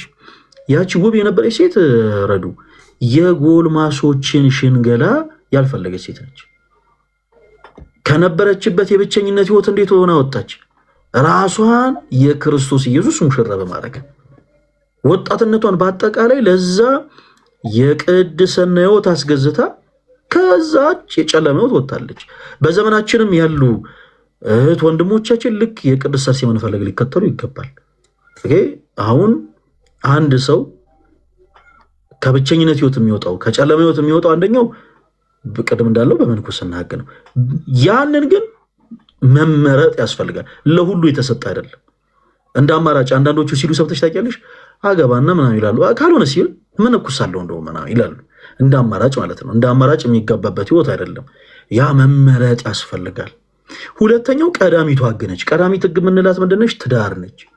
ትዳር እግዚአብሔር 22 ስነ ፍጥረታትን ፈጥሯል እና 22 ስነ ፍጥረታትን ሲፈጥር በሶስት አይነት መንገድ ነው የፈጠረው። በሐልዮ በነቢብና በገቢር። ሐልዮ ማለት በማሰብ፣ ነቢብ ማለት በመናገር፣ ገቢር ማለት በማድረግ በማከናወን በመስራት። በሐልዮ የተፈጠሩ ፍጥረታቶች አሉ። በነቢብ የተፈጠሩ ፍጥረታቶች አሉ። በመናገር ብርሃንን ለምሳሌ ብርሃን ይሁን ሲል እግዚአብሔር ብርሃን ሆነ ይላል። በእጆቹ የተፈጠረው ግን ብቸኛ ፍጥረት የአዳም ልጅ ብቻ። አዳም ከተፈጠረ በኋላ እግዚአብሔር ብቸኝነቱን ተመልክቶ ሴትን ፈጠረለት ይላል። በቃ ይሄ እግዚአብሔር የቀደሰው ሕይወት ነው። በነገራችን ላይ ሁልጊዜ በቤተክርስቲያናችን ረዱ አሁን የኔ ሰርግ እንግዲህ ቅድም እንዳልኩሽ ከ2 ዓመት በኋላ ምናምን ነው የሚሆነው። በእኛ በኢትዮጵያ ካላንደር ወደ 2020 እና 2021 ይሆናል። ያኔ ትመጫለሽ ታያለሽ። በቤተክርስቲያናችን ጥንዶች ሲጋቡ ሁልጊዜ የሚነበብ የመጽሐፍ ቅዱስ ክፍል አለ። የማቴዎስ ወንጌል ምዕራፍ 19 እና እዛ ላይ እምነታችን ጀማሪና ፈጻሚ ነው ጌታችን ኢየሱስ ክርስቶስ ትዳር ምን ያክል ንጹህ፣ ልዩ፣ ቅዱስ እንደሆነ ይናገራል። ጋብቻ ክቡር ነው፣ ለመኝታውም ደግሞ ርኩሰት የለውም ይላል መጽሐፍ ቅዱስ ሲናገር። ትዳር የተፈጠረበት ትልቁ ዓላማ ምንድን ነው? ሰዎችን ከርኩሰት ሕይወት ወጥተው የቅድስና ሕይወትን ገንዘብ እንዲያደርጉ ነው። እኛ የለበስነው ይሄ ስጋ ትልቅ የምንፈተንበት ስጋ ነው። አንድ መርሳት የለብንም። ሲቀጥል ደግሞ የእግዚአብሔር ቤተ መቅደስ ነው። የእግዚአብሔር ቤተ መቅደስ ምን ማለት እንደሆነ ላስረዳሽ። ለምሳሌ ረዱ አሁን እኔ አንቺ፣ ሌሎችም እዚህ ምድር ላይ ያሉ ሰዎች በአጠቃላይ ከእግዚአብሔር የታዘዝናቸው 10 ትእዛዛቶች አሉ አይደል? ስንቱ ትእዛዛቶች ይባላሉ? እነዛ 10ቱ እና አትስረቅ፣ አትግደል ምናምን በቃ እንደዚህ አይነት ነገሮች አሉና አሁን ኃጢአት ብንሰራ ምንድነው ችግሩ? ምሳሌ አትዘሙት ተብለናል። ምንድነው ብንዘሙት ችግሩ? እግዚአብሔርን እንደው ምኑን እንነካዋለን? በቃ እንደው በዛ ነገር ውስጥ የምንልፈው እኛ ምንድነው ችግሩ? ለምንድነው እንደ ኃጢአት ሆኖ የሚቆጠርብን? ምክንያቱም ረዱ ለማሳጠር ሳናረዝም ወደ መልሱ እንግባ። እንደ ኃጢአት ሆኖ የሚቆጠርብን እኔና አንቺ የለበስ ነው ይሄ ስጋ የማን ቤተ መቅደስ ስለሆነ የእግዚአብሔር ቤተ መቅደስ ስለሆነ የእግዚአብሔርን ቤተ መቅደስ በንጽህና በቅድስና የመያዝ ግዴታ ስላለብን ስህተት ስንሰራ እንደ ኃጢአት ይቆጠራል ማለት ነው። አየሽ? ከዛ ኃጢአታችን ደግሞ በንስሐ ሕይወት እንድንመለስ ደግሞ ቸሩ አምላካችን ደግሞ እድሜ ለንስሐ ሰጥቶናል። ስለዚህ ይሄንን የእግዚአብሔርን ቤተ መቅደስ የለበሰ ሰው በአጠቃላይ በስጋ ፍትወት እየተፈተነ ከትዳር ውጪ ባለ ሩካቤ እንዳይረክስ ክርስቶስ የትዳር ሕግን ለሰው ልጅ አስቀምጧል። ስለዚህ በዚህ ታይም ላይ ያሉ ወንድሞቻችን በአጠቃላይ ትዳር መሰረታዊ ነገር እንደሆነ ማወቅ ማለት አለባቸው። ረዶ አሁን ነገ ታግባ አይደለም ከነገ ወዲያ ታግባ ሳይሆን ቅድም እንዳልነው ግን ገንዘብ ሴፍ ታደርጋለች። በተመሳሳይ የፍቅር ህይወትም ደግሞ ከዛሬ ጀምሮ ሴፍ ሊደረግ ይገባል። ነገ ከነገ ወዲያ መቼም የተስተካከለ አይደል ጥሩ የሆነ ትዳር እንዲኖርሽ ትፈልጊያለሽ። ጠንካራ የሆነ የትዳር አጋር እንዲኖርሽ ትፈልጊያለሽ አይደል? ቤተሰቦችሽን የሚያከብር አንቺን የሚያከብር ለአንቺ ልዩ ቦታ ያለው የትዳር አጋር ትፈልጊያለሽ። እንዲህ አይነት ሰዎችን እንዲህ አይነት የትዳር አጋር ከብዙ ሰዎች ፊልተር አድርገሽ ልታወጪ የምትችለው ግን የፍቅር ህይወትን ሴፍ በማድረግ ነው፣ በመቆጠብ ገና ካሁኑ በጣም ነገሮች ላይ ዝግጁ ሆነሽ የትዳር ህይወት እንደው ቢውል ለማድረግ ማትጥሪ ከሆነ ረዱ ነገሮች ከባድ እየሆኑ ይሄዳሉ። ያው እንደምታውቂው ዘመኑ በጣም ከባድ ነው፣ በጣም ከባድ ነው እንደምታውቂው። እህቶችን በተለያየ ነገር ይፈተናሉ፣ ወንድሞችን በተለያየ ነገር ይፈተናሉ። ገና ካሁኑ ግን ነገሮችን ፊልተር ማድረግ ያስፈልጋል። ሌላው የምትፈልጊውን አይነት ሰው ደግሞ ጸሎት ስታረጊ ደግሞ እንደው አደራ ቀደም ያልሻቸው ነገሮች በአጠቃላይ ዲሊት ታረጊና አዲስ ጸሎት። አንዳንድ ሰው ጸሎት ሲያደርግ አንዳንድ እህቶቻችን ይሄ ቁመቱ እንደዚህ ሆነ ትከሻ ያለው መኪናና ቤት ያለው ብሎ ጸሎት ያርጉን ያላቅ እነ ዲቤክ ናቸው እንደዛ ብለው ሲናገሩ የሰሙት። መኪና ያለው ቤት ያለው ኮስታራ የሆነ ወንደ ወንድ የሆነ ሀብት ያለው እንደዚህ አይነት እንትን ምንድነው ፋብሪካ ወይ የሆነ ፎቅ ምናምን ያለው ብሎ መጸለይ ጥቅም የለውም። ረዱ አንቺ እንደዛ ትጸልያለሽ እያሉሽ አይደለም። ያው የምናገረው ለሌሎችም ስለሆነ ብዬ ነው። እንዲህ ጸሎት ማድረጉ ጥቅም የለውም። የወንዶች አይነሳ በቅዱስ ሚካኤል ወንድሞች ስትጸልዩ በቃ እንዴ ኧረ በስመ አብ እንደዚህ አይነት ጸሎት አትጸልዩ። አንዳንዴ ትረሳላችሁ ይመስለኛል ለማን እንደምትጸልዩ። ጸሎት ከአምላካችሁ ከእግዚአብሔር ጋር የምትነጋገሩበት ቋንቋ ነው። ስለዚህ ጥንቃቄ ይፈልጋል። ስትጸልዩ ስጋዊ ሆነ ፈቃድን በአጠቃላይ እርሱና እህቶች ስትጸልዩ እንደው ጌታ ሆይ አንተን የሚያመልክ እናትህ ቅድስት ድንግል ማርያምን የሚወድ እኔን በንጹህ ልቡ የሚያፈቅር ቤተሰቦቼን የሚያከብር መልካም የሆነ ባል ስጠኝ ብለሽ ከጸለይሽ በቂ ነው። እህቴ ወንድሜ አንተም ልክ እንደዛ በቃ መልካም የሆነች ትሁት የሆነች እኔን የምታከብር ቤተሰቦቼን የምታከብር አምላኬ ወይ አንተን የምትፈራ ለአንተ የምትገዛ መልካም የሆነች ሲሰጠኝ ብለህ መጸለይ በቂ ነው። አሁን እርግጠኛ ነኝ እኔ እስክሪብቶና ወረቀት ይዤ ረዱ አንቺን ብጠይቅ ምን አይነት ወንድ ነው የምትፈልጊው ብዬ ብጠይቅ የምትፈልጊውን እንዳለ እየነገርሽ ሊስቱን እንዲህ የሚሆነ እንዲሆነ እንዲህ የማያደርግ እንዲህ የማይሆን ምናምን ብለሽኝ ምን ላይ እንደሚደርስ ታውቂያለሽ? ውጤቱ ፐርፌክሽን ላይ ይደርሳል። ፐርፌክሽን ላይ የብዙዎቻችን ትልቁ ችግር ያ ነው። አሁን ለምሳሌ እኔ ከእጮኜ ጋር እንግዲህ ያን ላይ ስንሆን እኔ ፐርፌክት ሆኜ አይደለም እኔን እጮኛ አድርጋ ያዘችው። አሁን እኔ እንግዲህ ለምሳሌ በአገልግሎቴ በጣም ብዙ ሰዎች ሊወዱኝ ይችላሉ። አንዳንድ ጊዜ እንደውም እኛን እንደ መልአክ ሁሉ አድርገው የሚስሉ ሰዎች አሉ። እንደውም ማንሳሳት፣ እማንበሳጭ፣ ማንናደድ፣ እማናዝን፣ ማንከፋ የሚመስላቸው ሰዎች አሉ። ብዙ ሰው ሊወደኝ ይችላል፣ ብዙ ሰው ሊያደንቀኝ ይችላል። ሰው ከሚመለከተው አንጻር እኔን በጥሩ አይነት መልኩ ሊስለኝ ሊቀርጸኝ ይችላል። ግን የተለያየ ደግሞ አንድ ሰው የተለያየ ፐርሰናሊቲ ይኖረዋል። ቤተሰቡ ጋር ቤተሰቡ ብቻ የሚያውቀው፣ ጓደኞቹ ጋር ጓደኞቹ ብቻ የሚያውቁት፣ ሶሻል ሚዲያ ደግሞ ሶሻል ሚዲያ ብቻ የሚያውቀው ደግሞ ፐርሰናሊቲ ይኖረዋል።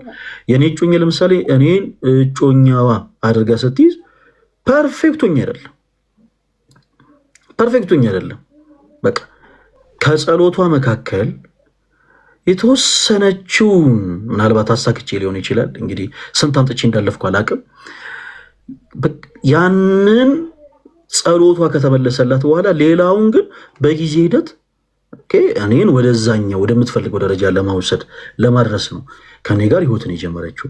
ምን ልልሽ ፈልጌ ነው የምሳሌ ያነሳሁት የእጮኝነት ጊዜ ማለት ረዱ ሰዎች የሚቀራረጹበት ጊዜ ነው። የሚቀራረጹበት ጊዜ አንድ ሴት አንድ ወንድ የህይወቱ አጋር አድርጋ ከያዘች ጀምሮ ዝም ብሎ እየወጡ መዝናናት፣ ዝም ብሎ እየወጡ መብላት። ይሄም ለመብላት ስንት የሚያጨርሱ ጓደኞች አሏቸው አይደለ? እንደዛ ትርጉሙ አይደለም። ጊዜ ያስፈልጋቸዋል።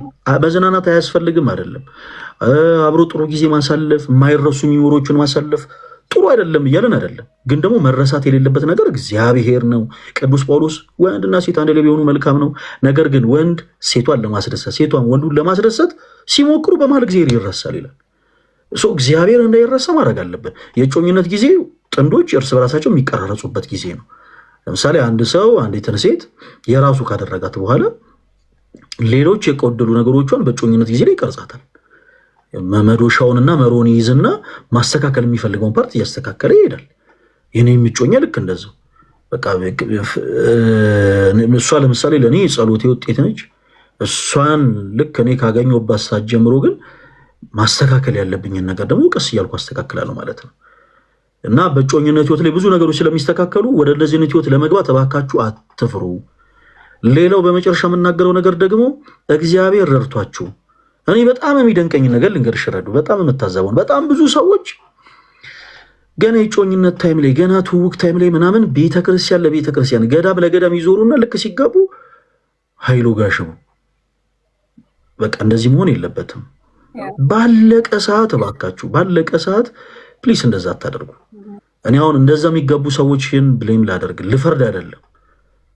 እውነቴን ነው የምላችሁ፣ እግዚአብሔርን ከፊት እንደማስቀደም ትልቅ ስኬት የለም። በቃ በወጣትነት ታይም ላይ የፍቅር ህይወታችሁን ቆጥባችሁ አውርታችሁ ተነጋግራችሁ ተገባብታችሁ ወደ ትዳር ህይወት ለመሸጋገር እየደረሳችሁ ያላችሁ ቶቿን ደግሞ እባካችሁን በስርዓተ ቤተክርስቲያን አግቡ።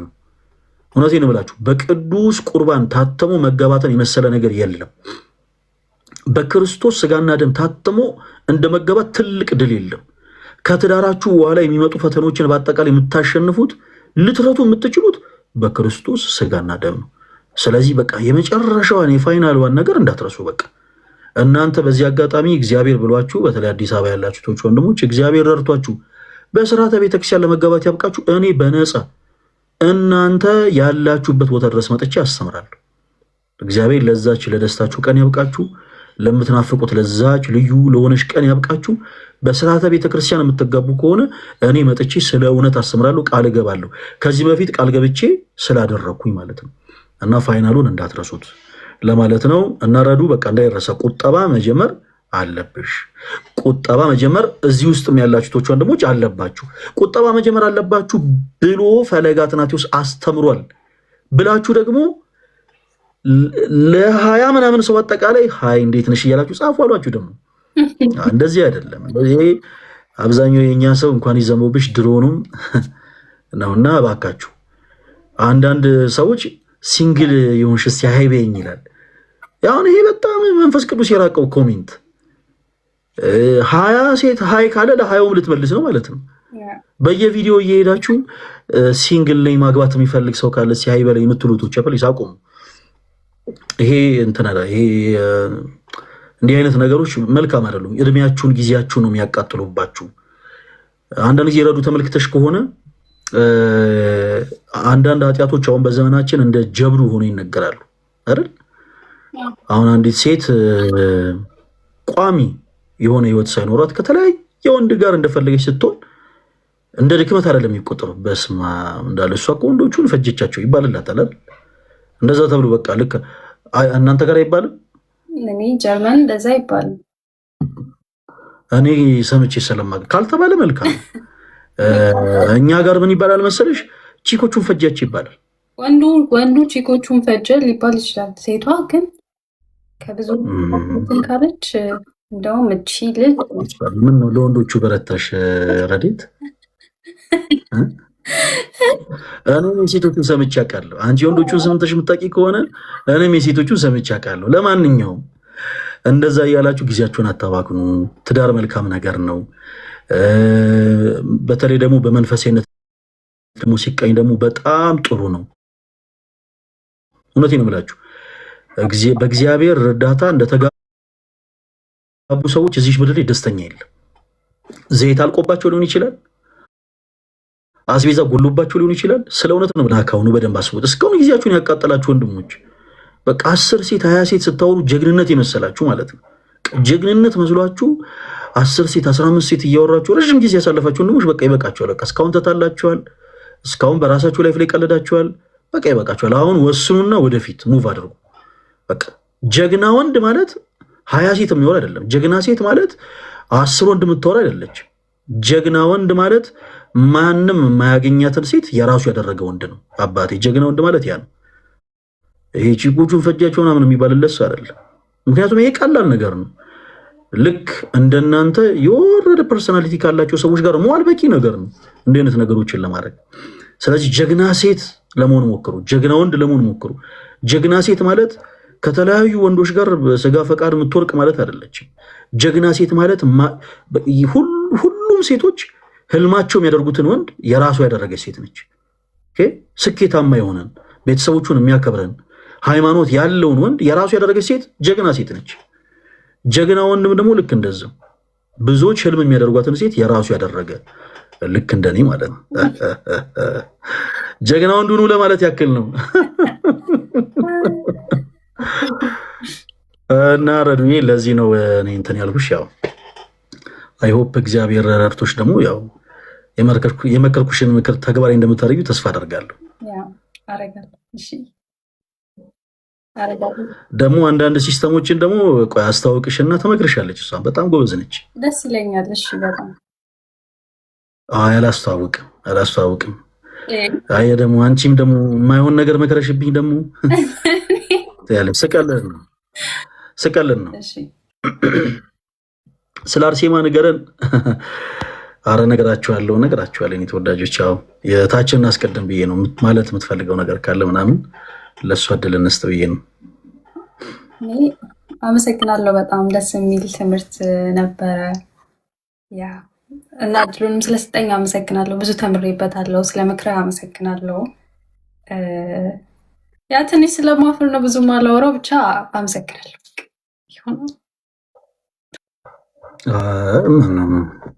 ያው እርግጥ ያው አንዳንድ ነገሮች እኮ ያሳፍራሉ። እኛም አንዳንድ ቦታዎች ላይ እናፍራለን። ረዱ የአንቺ ብቻ ሳይሆን የሁላችንም መሰረታዊ ችግር ነው። ግን እንዲህ አይነት ነገሮች አስፈላጊ ናቸው። እግዚአብሔር በረዳን መጠን ደግሞ ልክ እንዳንቺ ያሉ እህት ወንድሞቻችንን ልክ እንደዚህ እያቀረብን እኛም እንቀጥላለን። አንቺም ግን እንዳትጠፊ። በተለይ በየትኛውም አይነት ሁኔታ ላይ ብትሆኚ፣ በየትኛውም አይነት ቦታ ላይ ብትገኚ መንፈሳዊ ነገሮች በጣም ቁልፍ ነገሮች ናቸው። ለእንዳንቺ አይነት እህቶች አንድ ግልጽ የሆነ ነገር ለማንሳት ልሞክር። ቅዱስ ሚካኤልን እወደዋለሁ ብለሽ ነበረ ስንጀምር። ቅዱስ ሚካኤል ያማልዳል የሚል የመጽሐፍ ቅዱስ ጥቅስ አለ፣ ታውቂያለሽ? ረዳይ ነው የሚልስ ጥቅስ አንብበሽ ታውቂያለሽ? እንደው ረዳት ነው፣ ረዳይ ነው፣ እኛን የሚረዳ መልአክ ነው የሚል ጥቅስ አንብበሽ ታውቂያለሽ? ቅዱስ ሚካኤል ረዳት ነው። ያ እሺ፣ ምን ላይ ነው ያነበብሽው? እስቲ ናይ ጀስት ይባላል ቅዱስ ሚካኤል ረዳኝ ይባላል። አንብቤ እንላለን ነው። ላነሳልሽ የፈለግኩት ምንድን ነው መሰለሽ ረዱ፣ ልክ እንደ አንቺ በጣም ብዙ ሰዎችም መልሳቸው ተመሳሳይ ነው።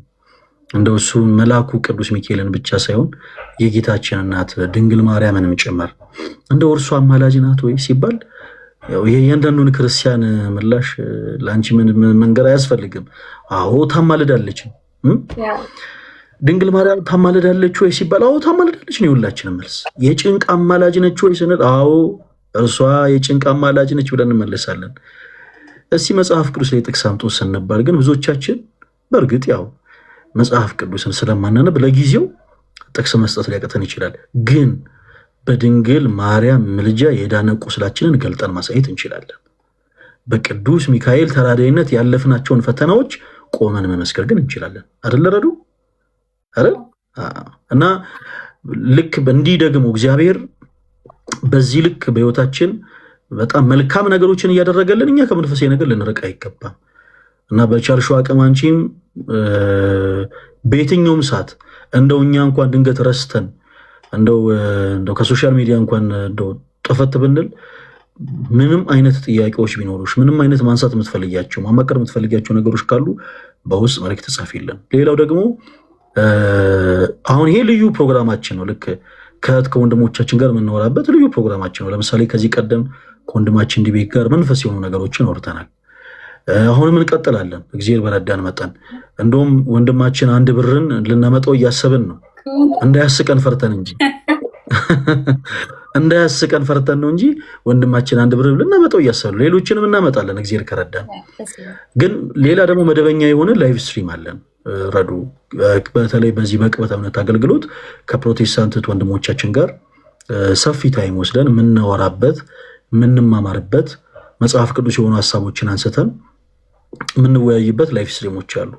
እንዲህ አይነት ላይፍ ስትሪሞች ሲኖሩ በየትኛውም ሰዓት ሊሆን ይችላል ገስታችን ላይ ገብተሽ ብታደምጭ ብትከታተይ ደስ ይለናል። እሺ ደስ ይለናል። ሌላው በዚህ አጋጣሚ ሳረሰ መናገር የምፈልገው ነገር የካቲት 15 የፊታችን የካቲት 15 ማለትም እሁድ ዕለት ማለት ነው እንደ እግዚአብሔር ፈቃድ በህብረት ቅዱስ ቁርባን እንቀበላለን። ያው እንግዲህ ቸኩለሽ እንጂ እንደምንም አንቺም ይሄንን ፕሮግራም ከኛ ጋር ተሳተፊ ነበረ። የፊታችን የካቲት 15 በህብረት ቅዱስ ቁርባን እንቀበላለን እኔ ተወዳጆች። እና ቅዱስ ቁርባንን ለመቀበል ባለፈው አንድ ቪዲዮ ሰርተን ነበረ። ወደ 40 ምናምን የሚያክል እህት ወንድሞቻችን ተመዝግበዋል። እና ለምዝገባ ምንም የሚያስፈልግ ሳንቲም የለም፣ ምንም የምትከፍሉት ነገር የለም። እንደው ፕሮግራሙን በደንብ አጀስት አድርጎ እናንተን ለማስተናገድ ብቻ ነው እንጂ ምን መዘግባችሁ በዚህ ቀን ኑ ብሎ ቪዲዮ መስራትም ብቻ በቂ ነው። እና ትልቁ የህይወታችን ትልቁ ዓላማ መቼም ኖረን ተስፋ የምናደርጋት መንግስተ ሰማያትን መውረስ ነው። እና የዘላለም ህይወትን ደግሞ ለማግኘት የጌታችን የኢየሱስ ክርስቶስን ቅዱስ ሥጋውን ክቡር ደሙን መቀበል አለብን። በነገራችን ላይ በዚህ አጋጣሚ የሁላችንም ግዴታ ነው ቅዱስ ቁርባን መቀበል። አንዳንድ ጊዜ በተለያየ አይነት አጋጣሚ ሰዎች መጥፎ የሆነ ጸጸትን እየተጸጸቱ አይደለም ከቅዱስ ቁርባን አሁን ላይ በጣም በሚያሳዝን መልኩ ከቤተክርስቲያን እየራቁ ነው። ድሮ የዋህ የሆኑ አባት እናቶቻችን እንደው ይፈሩ የነበረው መቅረብ የማይፈልጉት ወደ ቅዱስ ቁርባን ነው። ኃጢአተኛ ነኝ በደለኛ ነኝ ብለው ግን ከቤተክርስቲያን አይርቁም ነበር። አሁን ላይ ደግሞ ያለው ጄኔሬሽን እንኳን ወደ ቅዱስ ቁርባን ወደ ቤተክርስቲያንም ለመቅረብ በጣም ትግል ሆኖበታል። እኔ ኃጢአተኛ ነኝ እኔ በደለኛ ነኝ ብሎ ብዙ ሰዎች ከቤተክርስቲያንም እየጨምር እየራቁ ነው። ስለዚህ ባካችሁን በየትኛውም አይነት ሁኔታ ላይ ልትገኙ ትችላላችሁ። ከዚህ ቀደም ደጋግመን ተናግረናል። ሰዎች በሱስ ህይወት ውስጥ ሁሉ ሊሆኑ ይችላሉ። እህቶቻችን ይቅርታዬን ቃል በመጠቀሜ ስጋቸውን በመሸጥ የሚኖሩ እህቶች አሉ። ቅዳሴው የሚናፍቃቸው፣ ማህሌቱ የሚናፍቃቸው። እውነቴን ነው የምላቸው። አሁን አንዳንድ ሰዎች እንደው ልክ የፀሐዩ ጊዜ አልፎ ልክ ሲመሽ እንዲህ አይነት ነገሮችን ሲመለከት እንደው በማይሆን መጥፎ በሆነ አይነት መንገድ ያያቸዋል እንጂ በጣም ብዙ እህቶቻችን ብቻቸውን እየለቀሱ አምሽተው እያለቀሱ አንግተው ያውቃሉ። ቤተክርስቲያን መጥተው በቃ ከስዕሉ ስር ተደፍተው ማልቀስ ማንባት እየፈለጉ ከታቦቱ ስር ወድቀው ማልቀስ ማንባት እየፈለጉ እኔ እኮ ግን የቆሸሽኩ ሰው ነኝ ብለው ከቤተክርስቲያን የሚርቁ በጣም ብዙ እህቶች አሉ፣ በጣም ብዙ ወንድሞች አሉ። እና እባካችሁ በምንም አይነት ታምር መጥፎ በሆነ ጸጸት ከቤተክርስቲያን እንዳትርቁ በዚህ አጋጣሚ መልእክቴን ላስተላልፍላችሁ ብዬ ነው። ከኃጢአት አጥቦ የሚያነጻን አምላክና አባት አለን፣ እርሱም ደግሞ ክርስቶስ ነው። በአዲስ ኪዳን የማይሰራ ኃጢአት የለም። የኔ ተወዳጆች እኔ ክርስቶስ ይቅር ሊለኝ አይችልም ብላችሁ ታውቃላችሁ አይደል? አንዳንዶቻችን እንደው እንደዛ ብለን እናውቃለን። በቃ እንዲማ ሰርቼ እንዲማ በድዬ እንዴት ክርስቶስ እኔንማ ይቅር አይለኝም ብለን እናውቃለን። እንደዚህ ስትሉ ራሳችሁን ሳይሆን ክርስቶስን እየገደባችሁ እንደሆነ ወቁ፣ ተረዱ። ክርስቶስ ይቅር አለማለት የማይችለው ኃጢአት የለም። ከየትኛውም አይነት ኃጢአት እኛን አጥቦ ማንጻት ይችላል እንዴ። ብዙዎቻችን ያወረዱ አሁን ለምሳሌ ይህን ነጠላ እኔና አንቺ ለብሰናል፣ ዛሬ ለበስነው ልብስ ለብሰናል። ግን ትንሽ ሲቆሽሽ ያንን ልብስ ለብሰን በሰው ፊት መታየትን መቆምን እናፍራለን አይደል? ወዲያውኑ የምንወስደው እርምጃ ምንድነው? ልብሳችንን ማጠብ እና በነፍስም ደግሞ የደፋምነት ስሜት ሲሰማን የኔ ተወዳጆች እባካችሁን በቃ በነፍስ ደፋምነት ስሜት እየተሰማን እንደው ከክርስቶስ ፊት መቆሙ ይብቃል። በቃ ካህናት አባቶች አሉ፣ እግዚአብሔር ስጦታ አድርጎ የሰጠን። ራሳችን ለካህን እናሳይ፣ በንስሐ ሕይወት እንመላለስ። ከኃጢአት ደፋምነት ስሜት ክርስቶስ አጥቦ ሊያነጻ ይችላል። በዚህ አጋጣሚ አንዳንድ ሰዎች መቃወም ልማዳቸው የሆኑ ሰዎች አሉ። አንዳንድ ጊዜ ገጥሞሽ ያውቃል? እንደው የሶሻል ሚዲያው መቼም እንደ ገበያ ነው። እንደ ገበያ ማለት አንቺ ገጠር ምናምን ሄደሽ ስለማታውቂ እኔ ልንገርሽ፣ እኔ አንዳንድ ገጠር ቦታዎችን ለማየት አጋጣሚ ኖሮኝ ያውቃል። እና ገበያ ቦታ ላይ ለምሳሌ እንቁላል ሲሸጡ አንዳንዱ ገበሬ ዶሮ ይጣለለትን 10 እንቁላል፣ አንዳንዱ 6 እንቁላል፣ አንዳንዱ 2 እንቁላል ብቻ ይዞ ሊወጣ ይችላል። ምን ማለት ነው? ገበያ ቦታ ላይ ሰዎች ያለቻቸው ነው ለመሸጥ የሚወጡት። ሶሻል ሚዲያም ልክ እንደዛ ነው። አንዳንዴ በቃ የሆነ በቃ አለ አይደለ 2 እንቁላል ያለቻቸው ሰዎች ለመሸጥ ይወጣሉ። 30 እንቁላልም ያለው ሰው እንቁላሉን ለመሸጥ ይወጣል። ሁሉም ያለቻቸው ነው ይዞ የሚወጡት በሀሳብ ደረጃ። እና አንዳንድ ጊዜ ሶሻል ሚዲያ ላይ መቀመጥ ሱስ የሚሆንባቸው እና የሚቃወሙትን ነገር የማያውቁ ሰዎች ይመጡና እንዴት በህብረት ቅዱስ ቁርባን ትቀበላላችሁ? እንዴት በህብረት ቅዱስ ቁርባን ያልተቀበለን ማን ይቀበል? ሰው በህብረት ኮንሰርት እየሄደ አይደል? ሰው በህብረት አንድ ላይ ቦታ ሲይዞ አይደል እንዴ? እውነቴን እኮ ነው። እኔ በጣም ነው የሚገርመኝ አንዳንድ ጊዜ ሰው በህብረት ኮንሰርት እየገባ አይደል እንዴ? ሰው በህብረት ቡክ እያደረገ ከሀገር ወጥቶ የተለያየ ቦታ ላይ እየተዝናና አይደል እንዴ? ሰው ለስጋው በህብረት ሲሮሮጥ ማንቃወም፣ ሰው በህብረት ቅዱስ ቁርባን ሊቀበል ነው ሲባል ችግሩ በህብረት ቅዱስ ቁርባን መቀበሉ ሳይሆን ፈለገ ሊያስደርግ ስለሆነ ለምን ብሎ ሰው ሳያውቀው እኔን እቃወማለሁ ብሎ ከክርስቶስ ቃል ጋር ይጣላል። እና እባካችሁ አንዳንድ የምትቃወሙ ሰዎች ከቻላችሁ እናንተም ይሄንን ነገር ይሄን ቻሌንጅ ተቀላቅላችሁ የግድ ፈለገ ብቻ አይደለም እንዲማረግ ያለበት ሌሎቻችሁም እንደው አጋጣሚውን ተጠቀማችሁ የምትቃወሙት ወንድሞቻችን በቻላችሁ ታቅም እናንተም የዚህ በረከት ተሳታፊ ሆናችሁ አብራችሁ ያሉ እህት ወንድሞቻችሁን በአጠቃላይ ለቅዱስ ቁርባን እንዲበቁ አድርጉ። ይሄ የሁሉም ክርስቲያን ግዴታ ነው።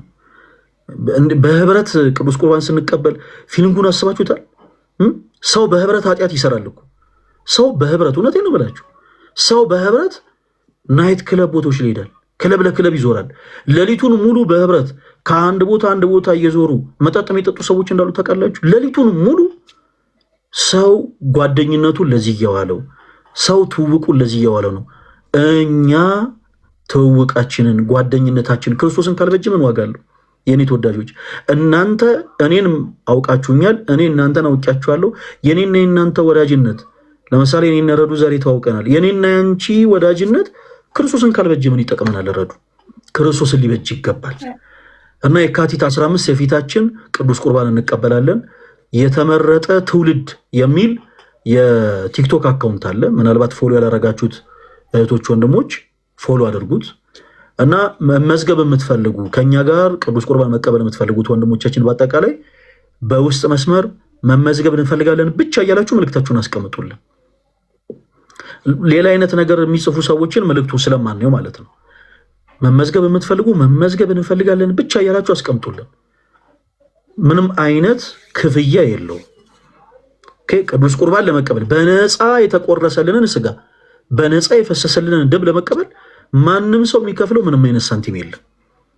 ሁላችሁም ከእናንተ የሚጠበቀው ራሳችሁን ለካህን አሳይታችሁ በነሳው ተመላልሳችሁ ራሳችሁን ለዛ ቀን ማዘጋጀት ብቻ ነው። ስለዚህ ሁላችሁም ሬዲ ሁኑ። የተመረጠ ትውልድ ኦርቶዶክስ የወጣ የተመረጠ ትውልድ የሚል የቲክቶክ አካውንት አለን እና ሰርች ባላችሁ ላይ ሰርች ታደርጉት ይመጣላችኋል። አካውንቱ በውስጡ ምንም የተፖሰተ ቪዲዮ የለም። አካውንቱን ፎሎ ያላረጋችሁት ወንድሞች አካውንቱን ፎሎ አድርጉት። የተመረጠ ትውልድ የሚለው አካውንት ላይ ገብታችሁ መመዝገብ የምትፈልጉ መመዝገብ እንፈልጋለን እያላችሁ መልእክታችሁን አስቀምጡልን። እሺ የኔ ተወዳጆች ያንን ማለት ነው የምፈልገው። ለማንኛውም እግዚአብሔር ያደርሰንና ከጾሙም በኋላ ደግሞ ምን ነው ይቅርታ ዘፈን ገባብኝ ተከፈተ። ይቅርታ በጣም አይ ችግር የለውም። እሺ ችግር የለውም። አንዳንዴ ያጋጥማል። ዩቲዩብ ላይ አንዳንዴ መዝሙር ምናምን ከከፈታችሁ በኋላ ድንገት ሳታስቡት ሌላው ነገር ደግሞ ራሱ ብቅ ይላል። ሰርች አድርጌ ነው የተመረጠ ትውልድ የሚለውን አካውንት ስፈልግ ቲክቶክ ላይ ሰርች አደረግሽው ምንም አይነት ቪዲዮ የሌለበት ምንም አይነት ቪዲዮ የሌለው አካውንቱ ብቻ ይመጣላችኋል። ፕሮፋይሉ ልክ እዚህ ጋር እንዳለው አይነት ፕሮፋይል ይመጣላችኋል። ካልሆነ ደግሞ የሰራሁት ቪዲዮ አለ። ቪዲዮ ላይ ገብታችሁ ቅዱስ ቁርባን በህብረት ልንቀበል ነው የሚል ቪዲዮ አለ።